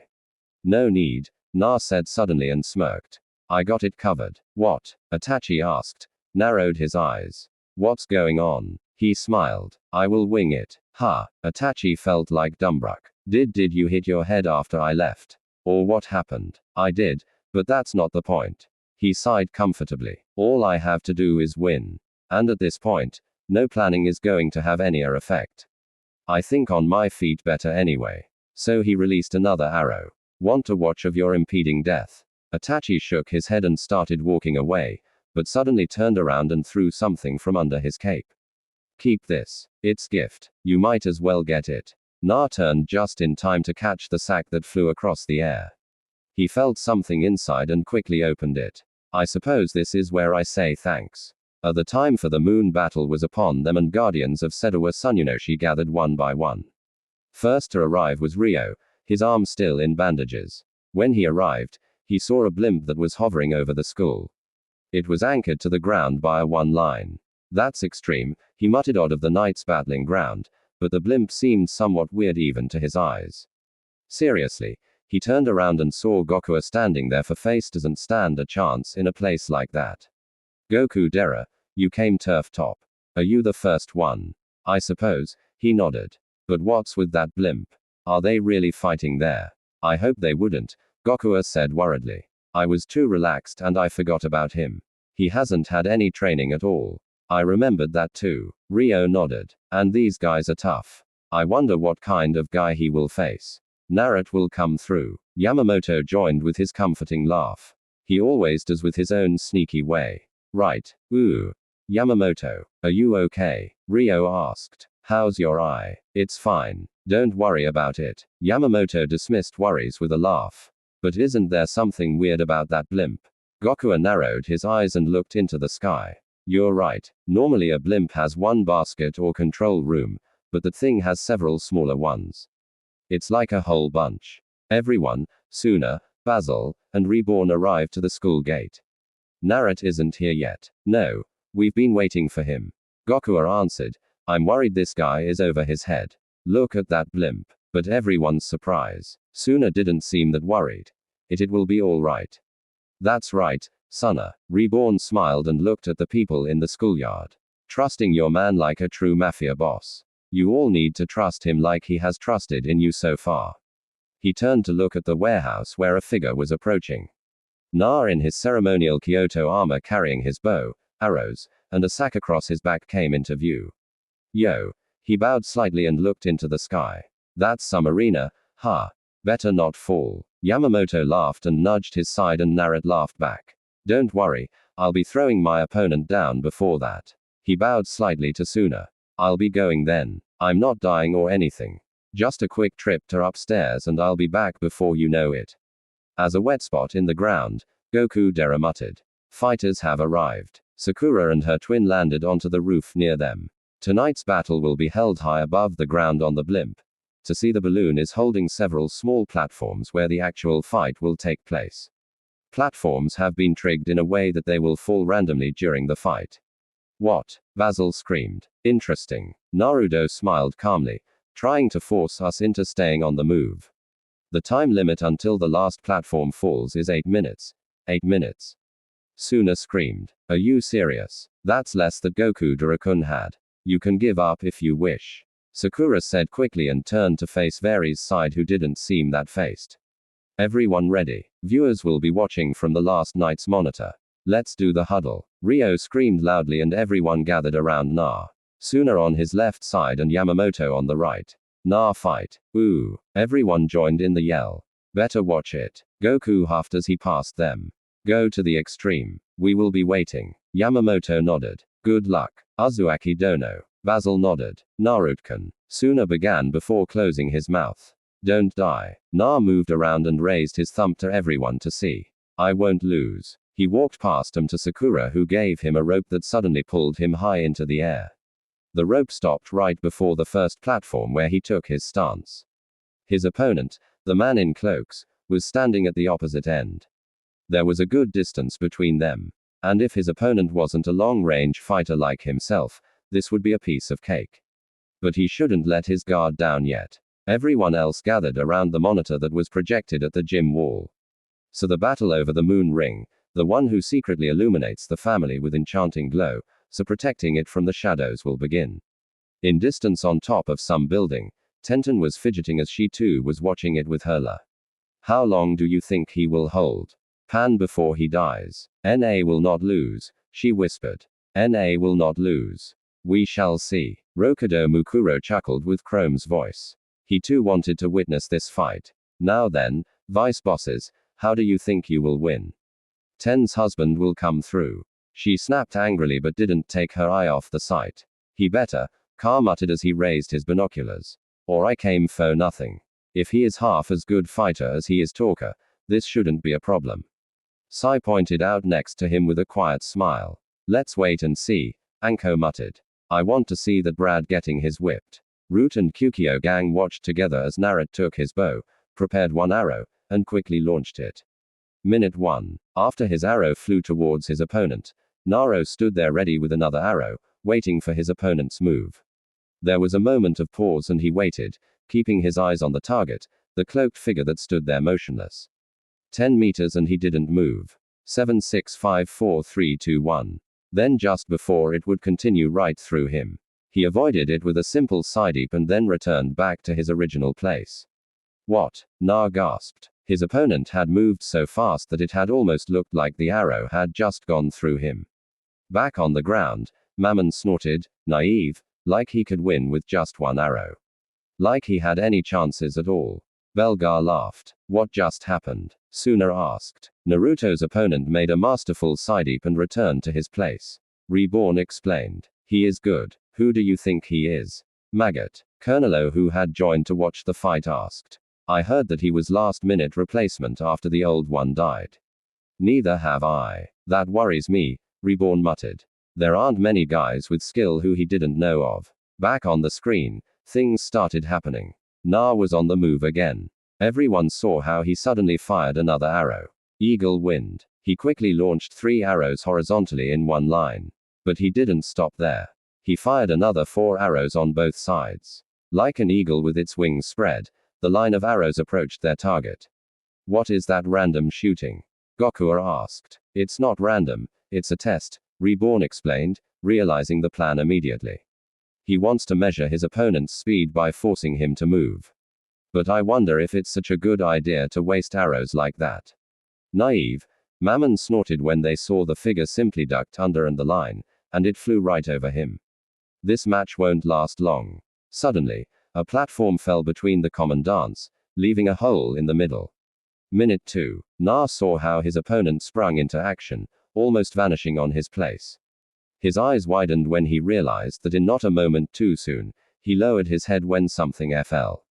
Right past it. He felt his hair being brushed aside by something. He felt the air pressure when Varia's Moon Guardian had tried to kick his head off with a swift high kick. He saw something glittering in the light. He was wearing leg braces and they had sharp edges that would slice his head right off. Na jumped back, but another kick landed right on his side, definitely breaking one of his ribs. The force of the kick sent him flying distance until he smashed his other side into the railing that surrounded the arena. And that's two, he whispered painfully as he tried to stand up while reloading his bow. But his opponent appeared front of him again and landed another painful kick, this time into his chest with his knee. You will die slowly, the voice whispered. Just like Zangus-sama wished. Na narrowed his eyes and tried to avoid another kick, but it was useless. He was being pounded by his enemy little by little. Minute 3. This is bad. This is bad. Suna kept repeating the words that they witnessed their friend slaughter. That guy is dangerous. Face has no chances of winning. Goku agreed. Vari's guy is simply too fast for him to catch a glimpse of him. Leave alone to counterattack this bad. Suna screamed when they saw how a platform fell almost right beneath Naruto when he tried to stand up. He slipped slightly and by luck managed to pull his back upwards enough to stand up. He didn't seem much fazed of the fact that he had almost died and kept on trying to use his bow. What a fool. Belgar laughed, trying to beat our guy with just his bow. Oi. BRZ over there. Are you ready for his funeral? Trademark Rio yelled and raised his one good fist. Stop it, maggot. Colonello said quickly. But master, they wait. There is something strange going on. He looked up to the sky. Or is it just me? Reborn maggot. You're right. Reborn whispered as he saw another painful looking kick landing on Naruto's side that sent him flying across the arena that was full of holes. Now there is something strange about this. Minute 4. Na felt himself falling from a hole into the empty night sky. A platform right under him had suddenly fallen and he was going down fast. He saw the eyes behind those cloaks when he started falling and they were empty. I guess this is it, he whispered and suddenly spread his hands. The sleeves of his Howie were flapping in the wind. This was what he had been waiting for and he pointed his arms upwards towards the blimp. Phase 1 complete. Minute 4. Second 3. He is falling. Suna screamed as he followed the white Howie and dark kimono pants falling in the wind with the Che. Sant armor. I have to soar. He screamed, but Reborn smirked and hadn't pulled out his gun yet. Reborn, I need to. He needed his dying will mode, but he couldn't do it without Reborn. As expected, Levi laughed. Nah. Ten screamed as she tried to follow the white Howie when it came crashing down. Is that for real? Ka screamed. Interesting. Mukuro smirked. He is really an interesting fellow. Everyone turned to face him. Just wait and see. A Naruto's Howie crashed in the middle of the schoolyard and everyone rushed to him. Nah. He is not here. Rio yelled. What's going on? To the extreme. Yamamoto picked up the Howie and armor. This is the uniform he was wearing. He said, and his bow and arrow holster too. Bo Suna quickly took Naruto's important weapon into his hands. If he was willing to let it fall down, what was going on, but there is nobody anywhere. Goku said as he looked around. When you kids stop loitering, you should better get back here before you miss something important. Reborn yelled and they quickly rushed back to the screen, which displayed various fighter looking down, equally confused. Minute 5. Naruto's opponent had been waiting that his victory would be announced. But when it never came, he got suspicious. What had happened? He was about to turn around when a dart flew past him, making him jump over the hole onto another platform. It's not wise to keep your back turned for such a long time. He snatched 3 Kana knives that almost hit him. And Naran sooner screamed relieved. He is alive, but he was wearing something very weird. What is that? It was something like a dark padded suit. A body armor, Reborn explained, satisfied. And others turned to look at him. He was wearing it under his loose Kyoto armor to fool his opponent to think that he was getting damage when his armor absorbed most of the attacks. That guy is crafty as ever. But why would he do that? Sooner asked. It was hugely risky to gain information about his opponent. He answered, after following all your fights so far, he knew better than just jumping straight in. He is, after all, the one worthy calling himself Moon Guardian. They saw how Na unfastened straps of his armor and let them fall over the edge. It's about time I start my counterattack. He removed last of his armor and raised his hand behind his back to the sack he was carrying. Then he pulled a new weapon, a hunting bow. With few more items, he was set. That idiot. They heard Belgar laughing. He gets a lucky break and he uses it on his idiocy. What is he planning? Sooner asked worriedly from Reborn when another platform fell right next to where Naruto was standing. Shall we continue? Naruto asked, smiling happily. And that was it. The Varus guy launched itself across the arena, appeared behind him, and prepared to stab him with a needle in his hand when Na suddenly dodged it and kneaded him into his arm. Then he jumped over a hole onto another platform and fired his bow 3 times so fast that it was almost simultaneously stalk peck.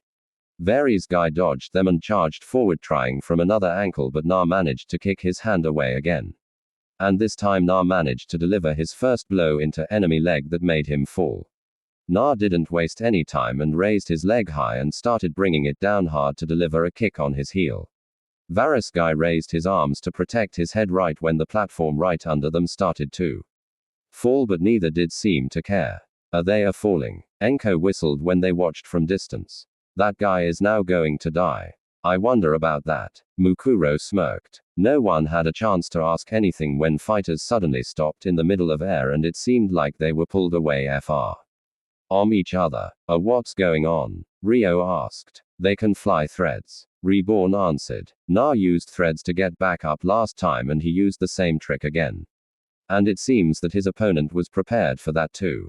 They saw how 2 fighters arced back and Na reloaded his bow. Varus guy seemed beaten as he was obviously a closed-ranged fighter until he pulled out something from behind his back and threw it. Na had to change his target and aim at the object coming closer. It shattered right in the middle. Then he tucked his bow onto his back and started climbing back up the thread quickly, and his opponent did the same.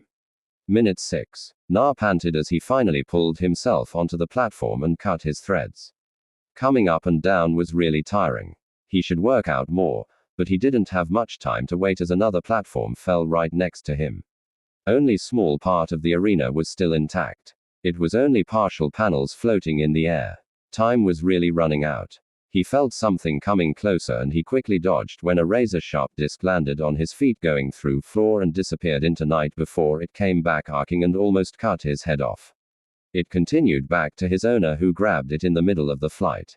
"You're good," he said quietly behind his cloak. It was amazing that he hadn't removed it for all this time.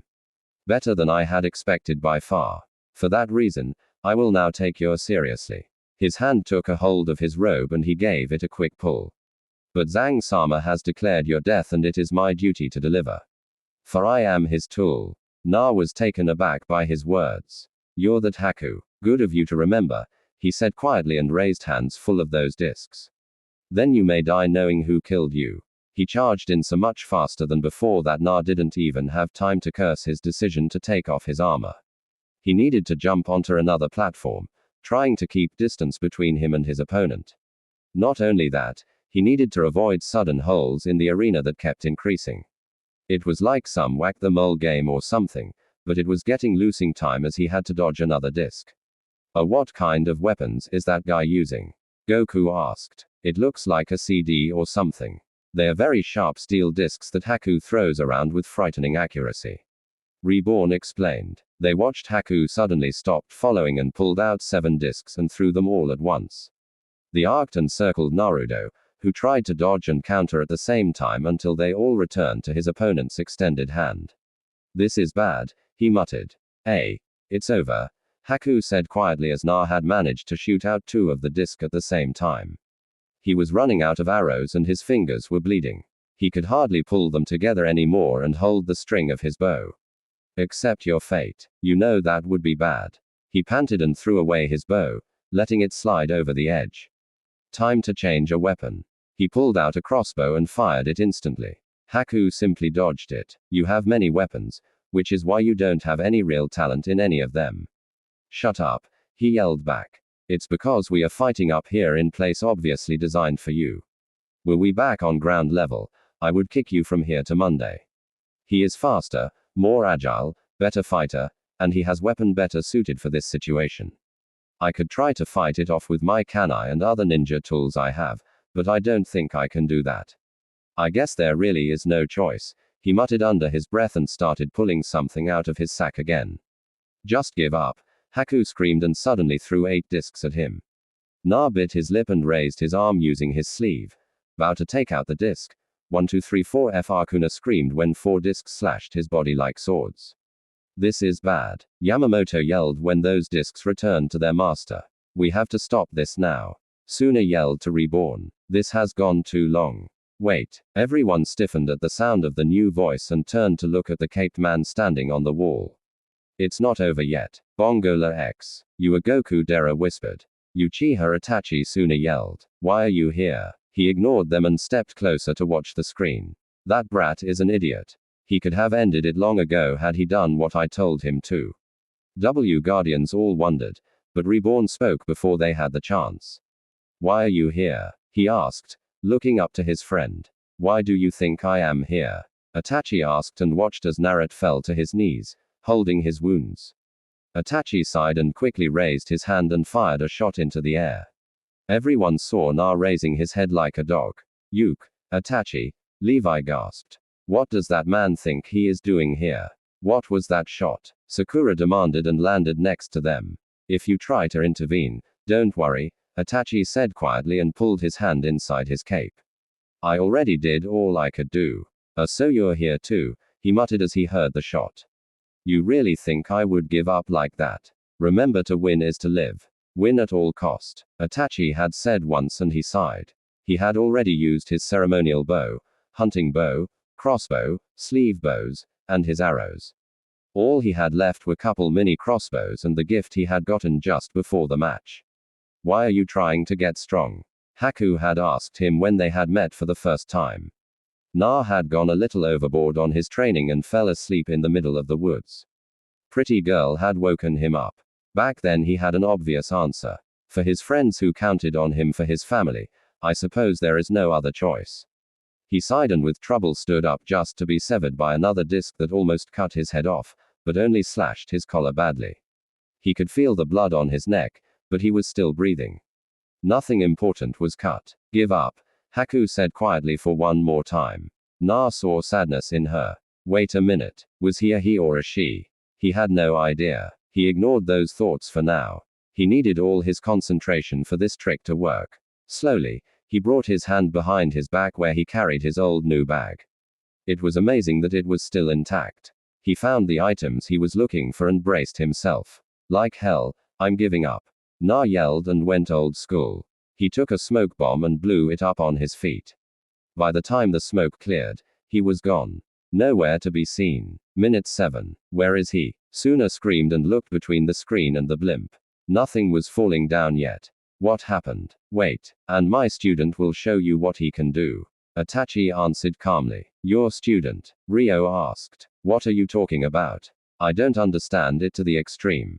He didn't tell you? Itachi asked. While he was in Italy, we met up and one reason led to another and I saw interest in training him. What? Suna screamed. Seriously, what on earth happened while there? You will have him tell you when he comes down. Itachi answered and turned to look at the screen as more smoke bombs started covering the area. One way or the other. Haku looked around the arena or what was left of it. There were only 3 platforms left when another one fell. The one he was using, second in the left side and last one right next to it to the middle. There was nowhere else his opponent would show up, so he raised his discs and prepared. Time was running out. Was he hoping to corner him at the last minute or ambush him? Would he coming from below, above, behind, either side? No matter. He could wait. He would win this. Right then, smoke bombs went on all over the space around him, and he ducked. Are you hoping to use a sneak attack on me, feudal? He closed his eyes, using his other senses to navigate. There was quiet sound of shoes falling on the platform as he had expected. There. He threw 8 discs into the smoke, following them with only his ears. His discs flew and severed the air above the sound, and he sighed. It's over. Not yet, Na yelled. And another arrow flew through the smoke, almost impaling him. But he raised his arm, taking the small damage without risking the fall. He didn't even need to look as he pulled the small dart out of his hand. The smoke was clearing out already, and he could see the dark figure standing on top of the air.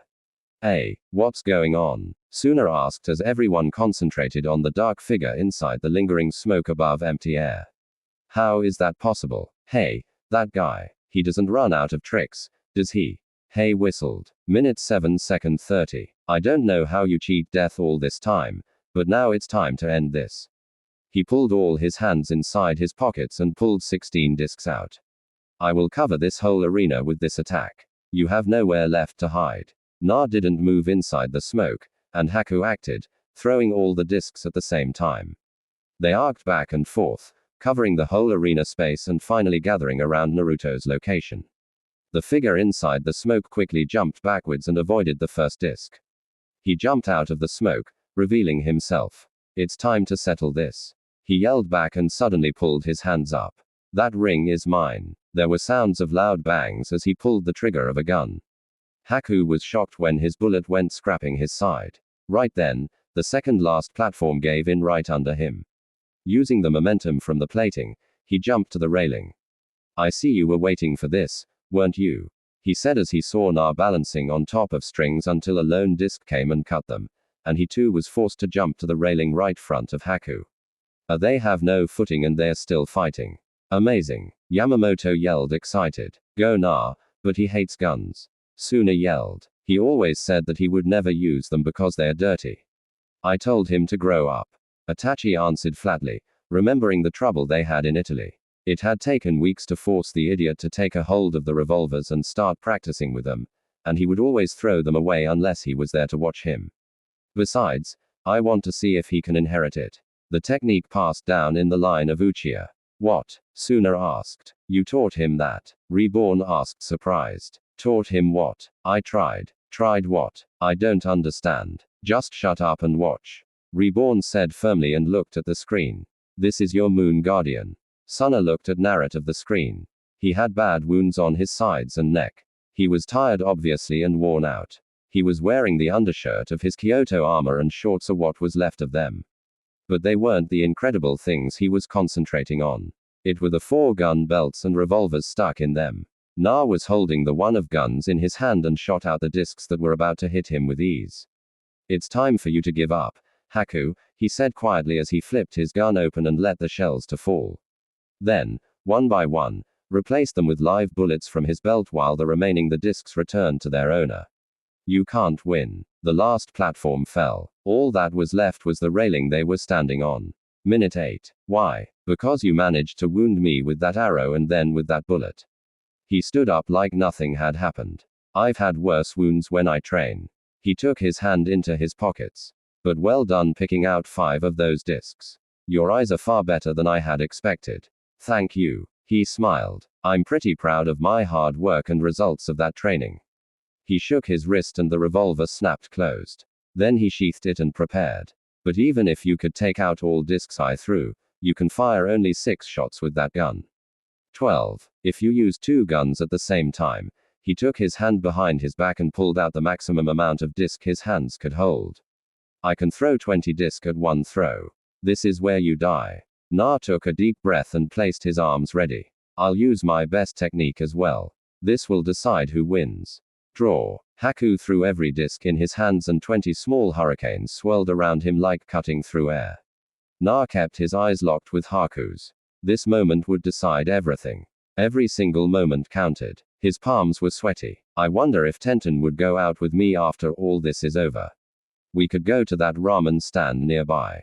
I just love ramen. He smiled happily the moment the discs were about to hit him. That was the moment when he acted. Time. Just like always during times like these, time was a relative concept. It got slower, almost stopped.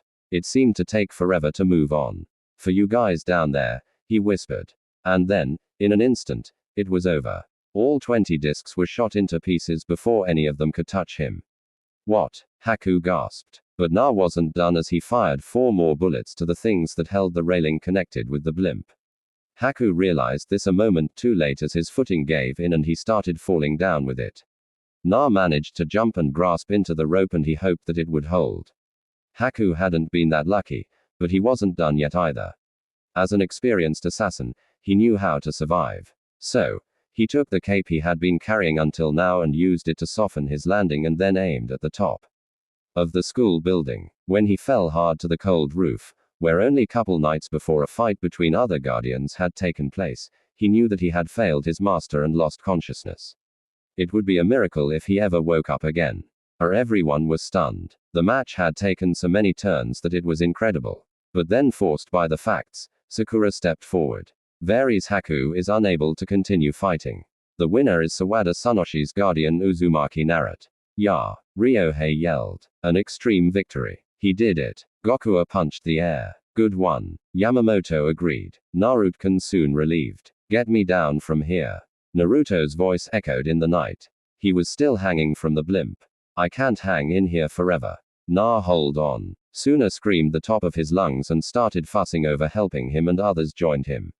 I can't believe it, Maggot. Colonello said quietly as they followed the blimp descending slowly. He taught him that technique, Maggot. I'm right here. Itachi whispered back. I know. Reborn agreed. Quattro armor 4 guns. Legendary technique that allows its user to fire 4 guns almost simultaneity.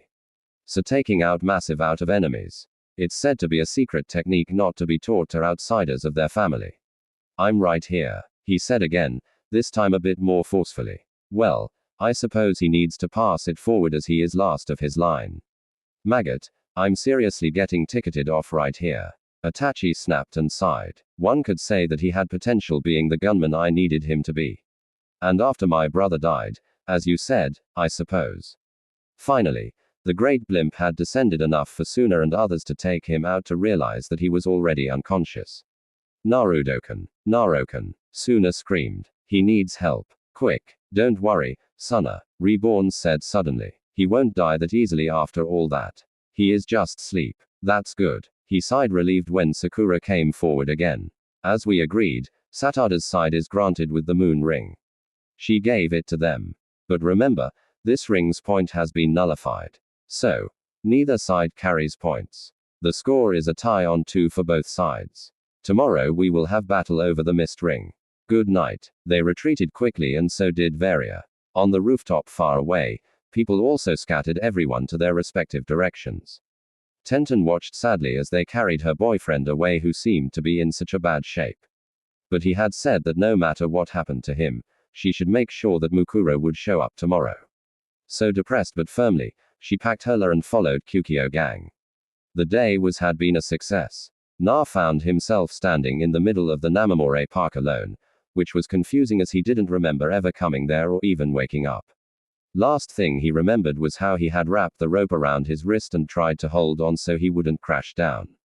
While hanging there, he had blacked out. Where am I? Don't you know, my friend Naruto-kun? He sprung around and found Rokudo Mukuro standing there. This is your inner world. Damn it. Na cursed loudly. I might have just done the greatest thing in my life. And how do gods reward me? By making me dream about a guy and one who tried to get me killed nonetheless. I can assure you this is no dream. Mukuro chuckled. I am true inside your head and mind. Na blinked. Get out. He raised his finger angrily. Get out now. No need to be so hostile. I am after all only here to congratulate you on your victory last night. Now you've said it. Go. There was one other thing I like to discuss. Like I wish to thank you for returning my kitty to me. He smiled. You're welcome. He muttered. Tenten is a good girl, but she is way too eccentric to remain by my side. He sighed and roughed his hair. Being back Namamore has given me some perspective on things like never mind. He cleared his throat. I'll leave her in your care. The pineapple head smiled and bent his neck slightly. So, we shall see each other tonight. Mukuro's smirk widened as he started to dissolve. Of course, I will defeat that Archibellino one way or the other. Na cracked his eyes open and saw the roof of a hospital room. You're awake, Naran? He heard a very kind voice asking and he glanced at his side. Sawada? No mama, he asked when Sawada Nana smiled to him. Behind her was another bed. He was in the same room with Lambo who was still unconscious. So this was Dino's clinic. He must have been brought here after he lost consciousness. Good morning, he muttered a little awkwardly. So Nana stood up quickly and started fussing around his bed. Reborn told me that you got into a fight last night, she said with very disapproving tone. Doctors said that you shouldn't move for a couple days or your stitches will open. You lost lots of blood and you were in serious danger and it was a miracle that you could pull it off. They both looked at the door and Gokua moved in still in light wraps. Good morning, 10th's mother. He yelled a little too eagerly. Ira Goku, why aren't you at school without 10th? I mean, I already know everything they could tell. Na wanted to slap his face if his arms would follow his orders. That idiot almost blurted something very important to one person who gods knew how still didn't know nothing about what was going on. I see. But you shouldn't skip school. Goku droned. She shook her disapprovingly. I don't want my son and spend time with anyone irresponsible. Of course not. I wouldn't dream about letting anyone like that near the 10th. She meant you. Na muttered. What was that for face? Gokua yelled and raised his fists. Ooh. You must be feeling strong now. When I'm paralyzed, neck down, he barked angrily. When the two started pointless man ritual and insulted each other for a moment, Nana could have sworn she saw a cat and a fox hissing at each other. You shouldn't do that. Goku, Naruto needs to rest. She stood up and picked up the vase. I need to go change these. I won't be long, so don't try anything.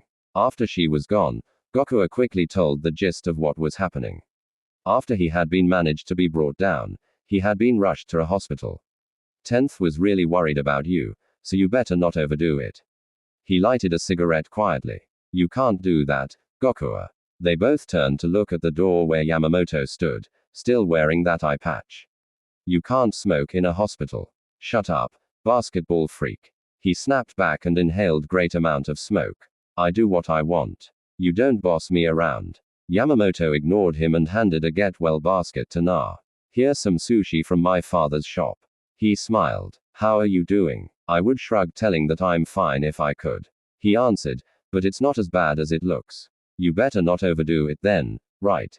Yamamoto laughed. How's the kid doing? They glanced at the bed next to Naruto's. Some improvement, I suppose, he answered. Any word of the boss?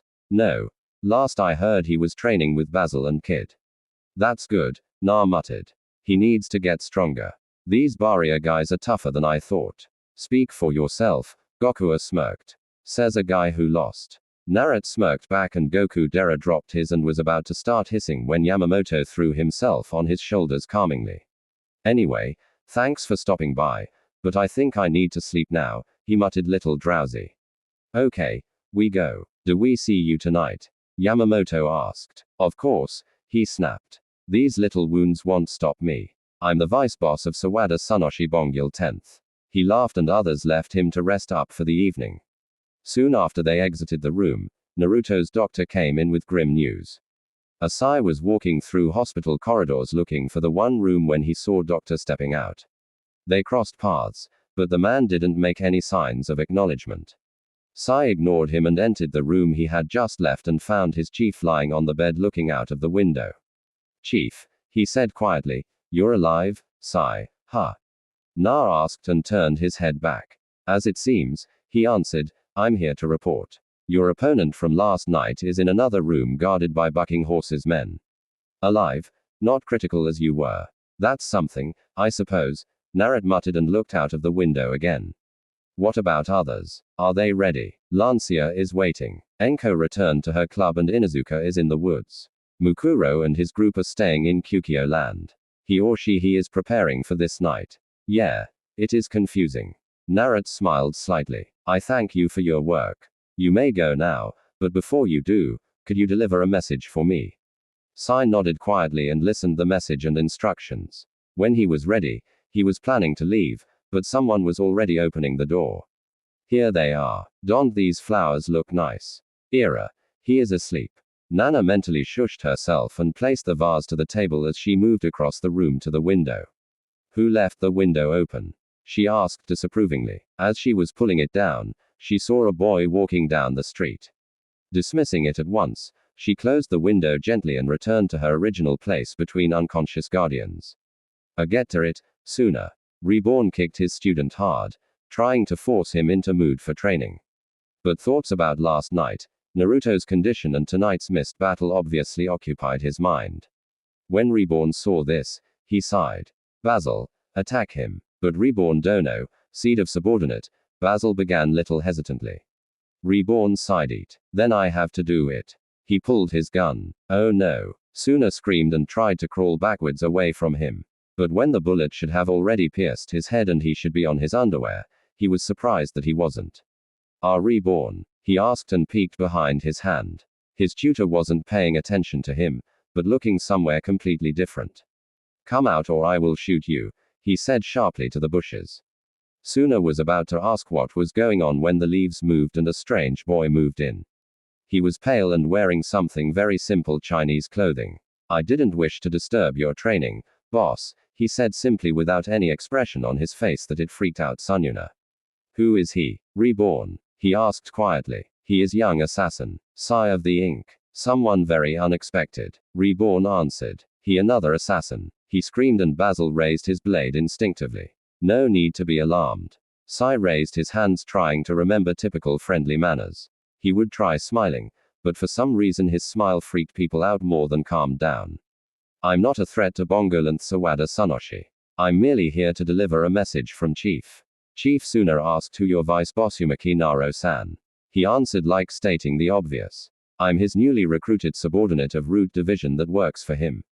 What? Suna screamed now twice as loud. You're serious? Naruto-kun did something crazy like that. Started his own group of killers. You didn't know. That's weird. Sai said quietly. Anyway, I have forgotten to introduce myself. I'm Sai of the Ink as stated previously. I'm honored to finally meet you. Bongol 10th Sada Sunoshi-san, I hope to be useful for you in the future. Why? You don't need to. He muttered quietly. So, what's the message? Reborn asked quickly. For him to send you, does that mean it's something important? No. He just wished to have you know that he will be fine in time, that you shouldn't worry about him or the missed guardian. Just concentrate on training and preparing for your own match. Narukuna whispered as Sai turned suddenly and started walking away. He looked down and saw Reborn smirking under his hat. You knew, I wonder. He answered and then fired a bullet at his student. Why don't you take a piece of the advice from him and start training seriously? Let's go. Naruto sighed fourth time in 1 hour when he lied on the bed, listening the quiet humming from Sawada Nana as she kept fussing around Lambo and him all day. What's the matter? Narok, is something wrong? Nothing. He forced a smile and looked away to hide the fact that he was lying. He was not okay. How could he? After the talk the doctor had given him just couple hours ago. I'm afraid I have bad news. The man had said seriously, your spine was severely damaged during the fight by 2 of those special blades. Unless you don't let your wounds heal completely, you might stay paralyzed below waist. Na had argued that he had felt fine during the fight. The doctor had responded, adrenaline is a frightening force, and your body was bumping it with full force even after you were brought here. So here he was completely useless when his friends were struggling for his life just because he wanted tea. Oh, prove something. He was so stupid. He heard the door opening. Ira Tenten-chan, where have you been? I haven't seen you since you left couple days ago. Nana exclaimed when the China girl stepped in. Nah, she cried loud and clear as she leapt across the room and was about to land a crushing blow on her boyfriend when she was suddenly faced with a nasty glare. Tenten-chan, what do you think you're doing? Nana scolded her harshly as she could, which if asked by Na wouldn't scare a kindergarten student, but it stopped Tenten like a switch. Naruto's badly wounded and in a hospital. You need let him rest and not to get him excited. Ten sorry, she mumbled like a 4-year-old. 10 good 10 stay. Yes, if you promise to behave, you can keep Naruto company. She smiled again. I think he might like that, she added with a low voice like it was a secret. She nodded excitedly and knelt next to Naruto's bed. Nah. Okay. Nah. Not hurt. I've almost been killed by a maniac with a razor shard disc switch that maniac chose to stick into my side and I could be paralyzed waist down. He mentally shook his head. I'm fine. I just need to rest for a couple days and I'll be up on my feet. Ten relieved, she sighed. Ten so worried. Then she sniffed. If Na die Ten won't know what to do. She started crying loud and clear. Naruto felt a bit uncomfortable just lying there when there was a girl crying for his sake. I'll go fetch some water. Nana slipped away. Narok, she said from the door. Girls need to be treated like girls, especially when they're crying.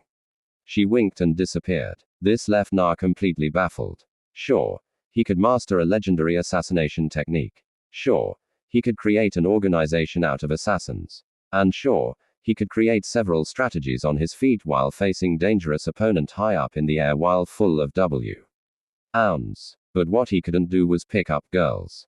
He didn't have any idea how to do that. He didn't have any experience on that. When he was kid, his mom was very protective of him. When she was dying, he didn't have time. After she was gone, he was basically a feared delinquent, which scared everyone away. When he became friends with Suna and others, he was lumped with his boss who was considered a pervert and a loser. When in Italy, he might have given the wrong impression in his letters that he actually did something normal during his trips to Italy. And if Tenten, for some weird reason, hadn't pushed herself into his life, he would be single even today. So, doing what seemed natural, he shakily raised his hand and tried patting her head. It's okay. I won't die this easily, he muttered. I still have many things to see in this life. Like you for one, he added inside his head but quickly shook his head. He couldn't afford to come excited even that much. His doctor had said that he might actually die if that happened. Anyway, Na promises that he won't go anywhere.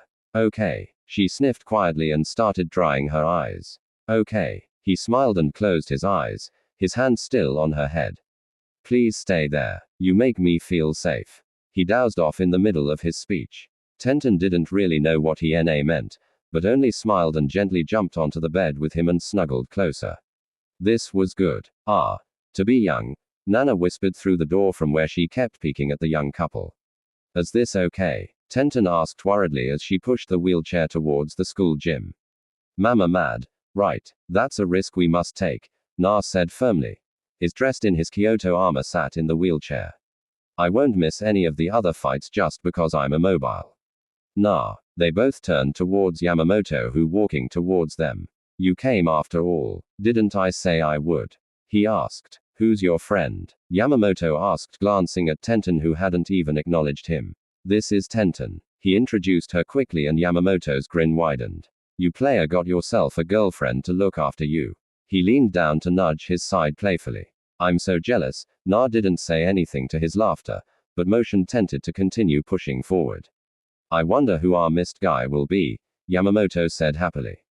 The secret has been bothering me. I wonder if he can take on Varia's guy. Don't worry, he will. Na muttered and smirked secretly. If there was something he believed in was Mukuro's abilities. Ha, Yamamoto asked. Nothing. He waved his hand shakily. The gym was already in their sights and doors were open and they saw lights inside. 10th. What happened to him? Gokua? Yamamoto asked curiously. Na motioned Tenten to speed up and they rushed to the gym. Others had already arrived. Well, except for the boss who was lying on the gym floor. Whatever he was sleeping or knocked out was yet to be determined. Gokua was kneeling next to him, calling his name time after time. What happened? Naruto asked from Reborn, who didn't bother to answer. Slowly, Suna cracked his eyes open. Where am I? He whispered. 10th Ada, you're awake, everyone. Where is this? He sat up quickly and looked around. The gym. Take it easy, Suna. Yamamoto laughed. Don't push yourself. It's evening already. Suna screamed and then he noticed Na. His eyes slumped immediately when he saw the wheelchair. I'm sorry. What? This is only temporary. Na waved his bandaged hand. I would have walked here if Tenten hadn't threatened me. Thank you very much, Mama, for giving her the idea. He added inside his head. And letting a cute babe push me around in a wheelchair is like a dream come true. If only she would hold a bowl of ramen in her hands, everything would be perfect. He laughed and Suna started to relax. But what happened to you? Why were you cameo mouse? That's right. Suna jumped up. I saw what's all the ruckus. Pon. It's annoying. Tenten sprung around. You late. Shut up, you panda girl. Pon. Ken snapped as he stepped in with Chikusa. We don't work for Bongola. They're here. Suna screamed and Gokua and Yamamoto quickly jumped forward. Why are you here? Smoking Bomb yelled and raised his hands full of dynamite. Who are they? Ryo asked confused. What? You want to fight Pon? Give it a try. Ken yelled and Chikusa corrected his glasses while holding a JoJo. You stop. Tenten snapped and sprung around and grabbed Ken's collar. You quiet. Shut up, traitor girl. We don't take orders from you. Calm down, everyone. Naruto yelled quickly and rolled between Ken, Chikusa, Tenten, and Yamamoto and Gokua. They're here with our Mist Guardian. Then our Mist Guardian is Gokua yelled. Rokudo Mukuro Suna added. No. A very feminine voice answered. My name is Chrome. Chrome Dokuro. She stepped forward, holding Mukuro's spear with a quiet chuckle, just like Mukuro-sama had instructed her. Not Mukuro? Suna asked, confused. Stay back. 10th Gokua stepped to cover Suna. This girl is obviously possessed by him. He carries his weapon and even wears an eye patch over her eye. There's no mistake. Calm down, Gokua, Na said suddenly. Now is not the time to lose your cool. Suddenly, Chrome spoke up. Boss, I'm not good. But Suna didn't know what to say. It was true that she was too much alike to not to be Rokudo Mukuro or at least paused by him, but she didn't feel like him.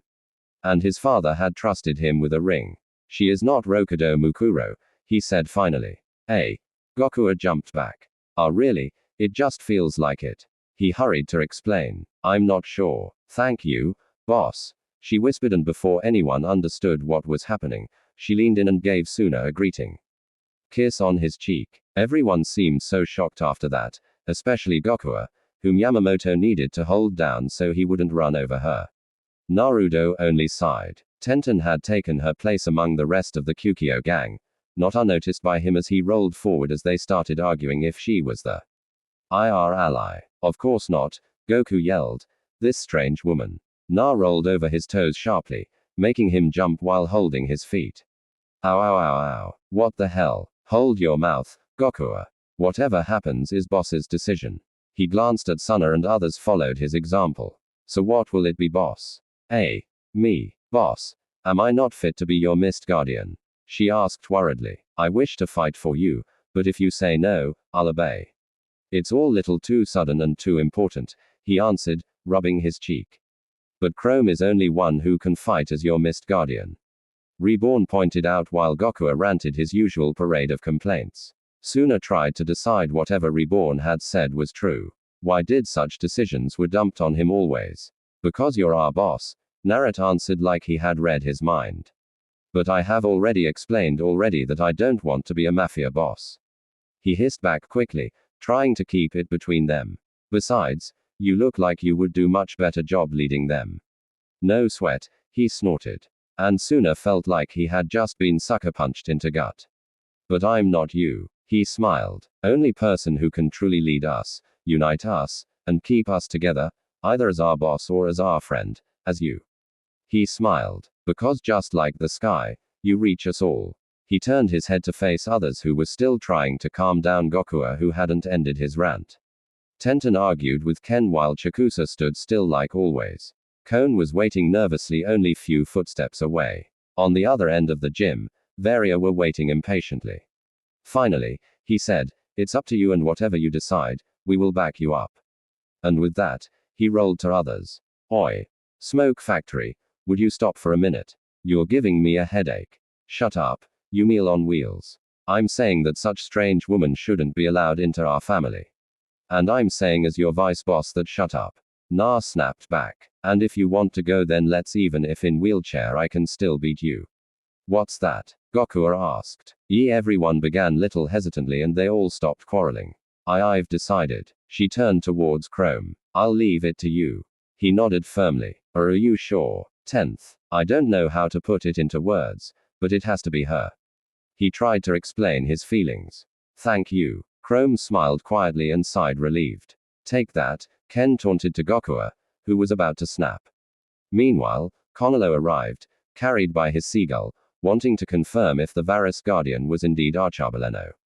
Okay, let's do a huddle, Rio yelled excited when the match was about to commence.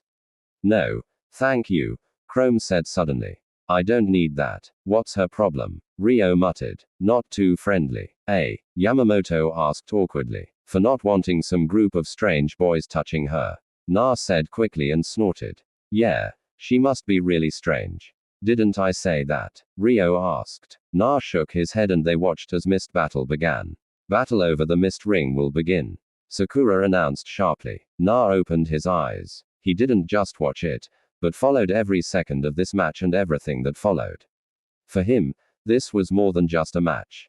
It would teach him about the world of illusions. So, he watched how two magicians began their show. He's coming. Suna screamed. Rokudo Mukuro is coming. He clutched his head tighter. 10th. Gokua yelled and tried to help him.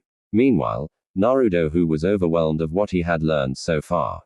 He didn't understand half of it, but he knew that he would. Illusions that were such a great force. Time for you to take the stand, my friend. Quiet chuckle filled the room as Rokudo Mukuro took his protege place. Shall we begin the show? And it was over. With a smooth move, he snapped the half rings together and the misted guardian of Sawada Sunoshi had won.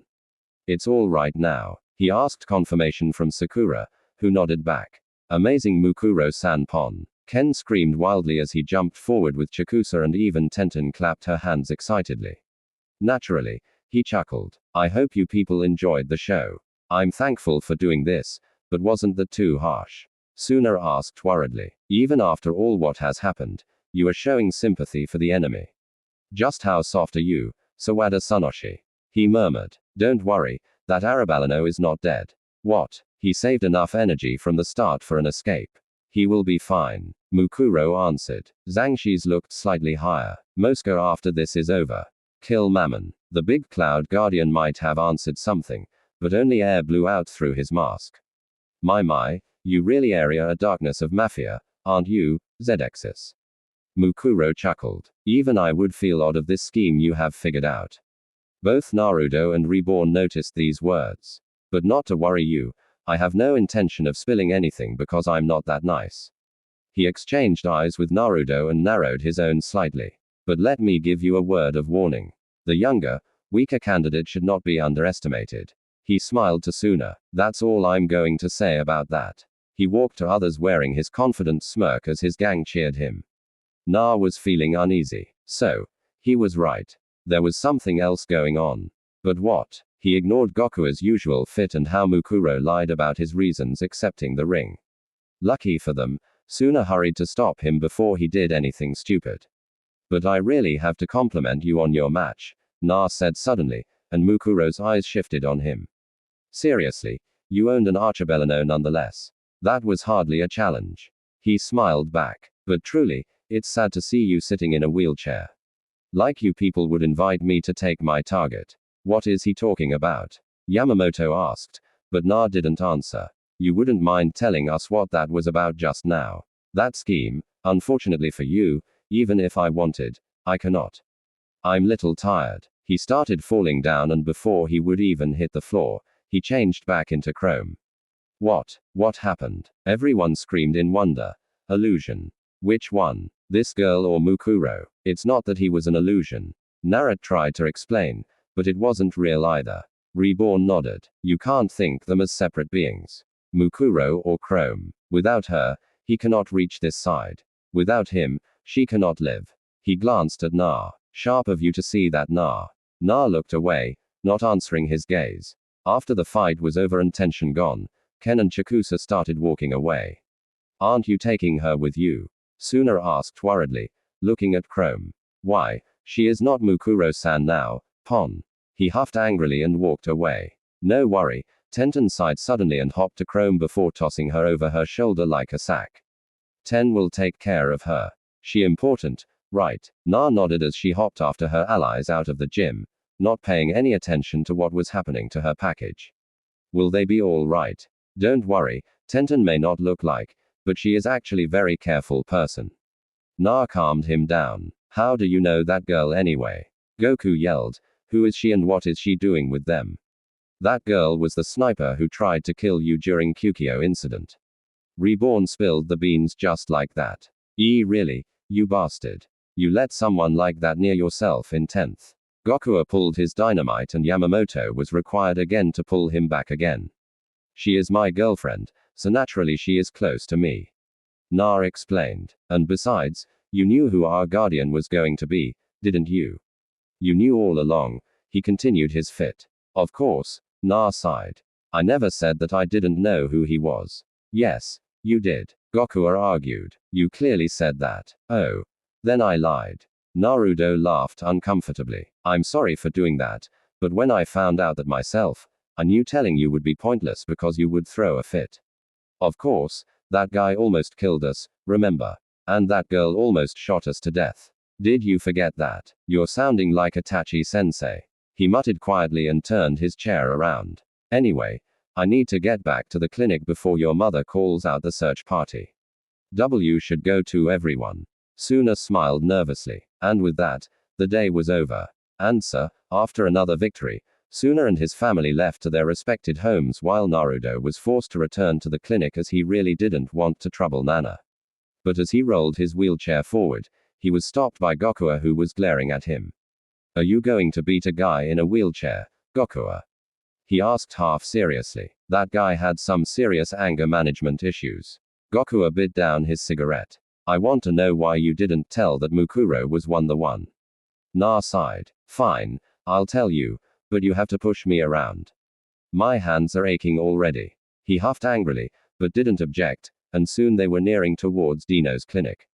So, what do you want to know? Why didn't you tell me obviously? He barked. Don't yell into my ear, you idiot. Na barked back and I already explained. I knew you would be like this, so I didn't see any reason to.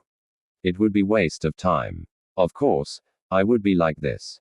Goku argued. That man tried to pos. And you are letting a guy like that near him. Goku, what choice did we have? Na asked quietly. And Goku flinched. Mukuro, a bastard maybe, but I have faith in him. What? If you truly wish to be boss's right-hand man, you better start thinking if what you're doing now the best thing. Goku didn't say anything, but looked away. He stopped front of the clinic and left without a word. With trouble, Naruto managed to open the door enough to slip through when inside he was met with some familiar people. Dino-san Itachi-sensei Reborn, what are you doing here? He looked at group that had been talking until they had been interrupted. What is going on? Tell him, Reborn said with a sigh. H is trustworthy. Dino looked back at Reborn but didn't object. We have lost our connection to CEDF agents in Italy. What? Naruto rolled forward. What do you mean? What he said. Itachi answered calmly. So Ayamatsu and his people are currently rebelling against Bongola and are somewhere inside the impenetrable fortress. Naruto gulped. You serious outside advisor is actually rebelling against Bongola. He brushed his hair frustrated and I thought this couldn't get any worse. Don't worry, Reborn said quietly. All you need to do is to look after others while I concentrate on making Suna strong. Tomorrow will be Hibari's turn. Naruto's ears perked to this. Can he do it? He asked from Dino, who didn't answer, just smirked confidently and stood up. I'm retiring for the night. I'm sure we will see soon. Then I'm going to Reborn leapt to the floor. See ya. Itachi merely nodded and they stepped out, leaving Na alone with him. I see that you're paying for your stupidity. He said quietly and scanned his pupil sitting in a wheelchair. Had you done what I told you, you would have finished it in an easy victory. Had I done what you told me to, I would have ended up killing her. You're too soft, Itachi said quietly and turned around quietly. Has seeing your friends softened you again? No matter why, this is a path I chose for myself. Na said firmly. I don't regret anything. Itachi turned on his heels. Suit yourself. Why did I take you as my student again? Because I have a cute smile. Na suggested and turned his chair around. Good night. Na woke up in the hospital bed like day before, but this time he could remember going to sleep. You're awake. He raised his eyes. Bayank, he muttered to the woman browsing a magazine. What are you doing here? Did you forget? She yawned. Mama asked me to make sure that you wouldn't disappear again like you did last night. She snickered and Narat blushed, remembering the scolding he had received over something so mild. It wasn't like he had fought himself. But Sawada Nana heard no such thing. He had slipped out while she was getting some water. When he finally got back, she wasn't alone. Bayank was there, too, and helped to punish him for pulling that stunt. That's right, you poisoned me. For your own good, for worrying Mama, she answered and flipped the page. How are things back home? He asked quietly, and she told some of the little incidents that occurred while everyone was away. Fuda and Ippen are fine. They are both worried about Lambo. Narat nodded as the door opened and Sunyuna, Yamamoto, Ryohei and collapsing Gokua entered the room. Anki, he blurted out before falling down and starting to twitch and everyone knelt next to him worriedly. Then I'll take my leave, Bayank said quietly and strolled out. Na raised an eyebrow. How easily she could just walk over her little brother who was probably having a seizure right there or something. Anyway, Narat, how are you feeling? Hurt anywhere? Nope. Na shook his head confidently. I should be discharged today. He smiled. I will be there to follow Hibari's match.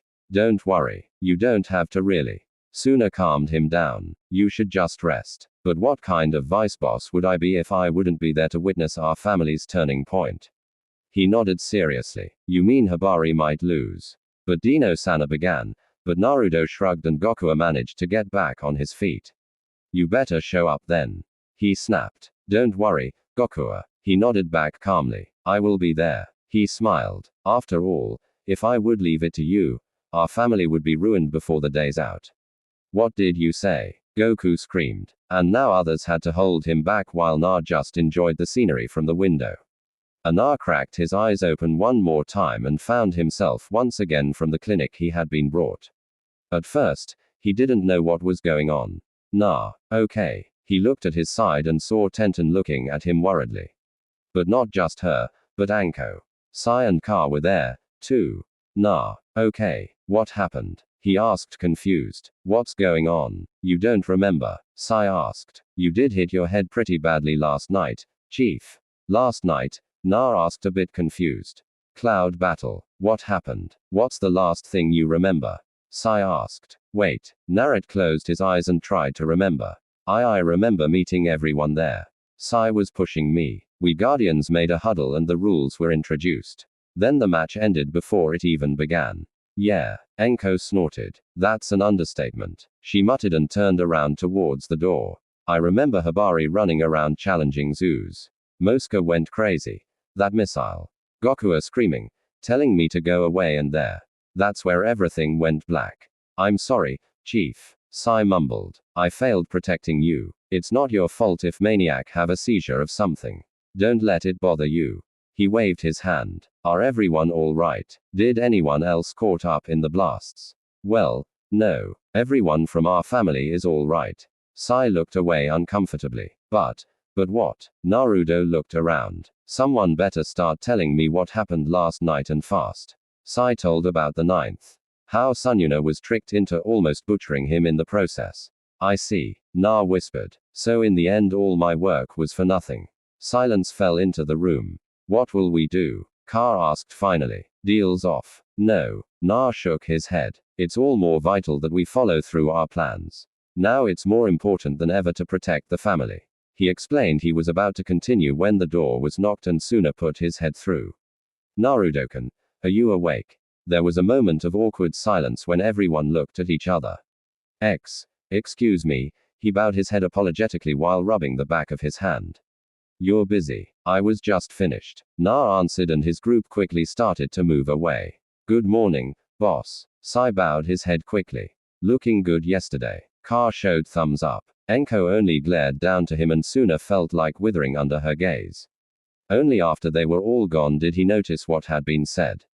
Who are those guys? You mean you can't even recognize your own men?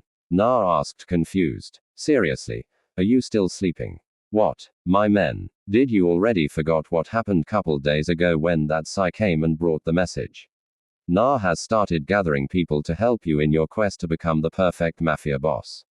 Reborn said suddenly from the doorway with a satisfied smirk. He didn't need to do such a thing.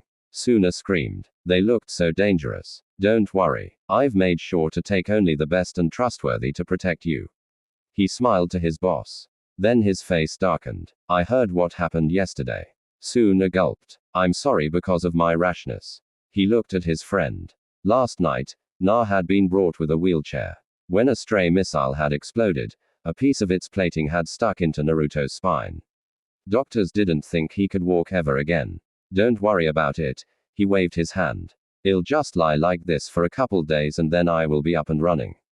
He smiled widely. Naruto, he whispered sadly. I'll be going now. I just stopped before school. Remember to rest. Okay, I understand. Na nodded. Don't worry about me. Just concentrate on defeating Zexis for the sake of our family. So guys, what do you think about this Naruto story?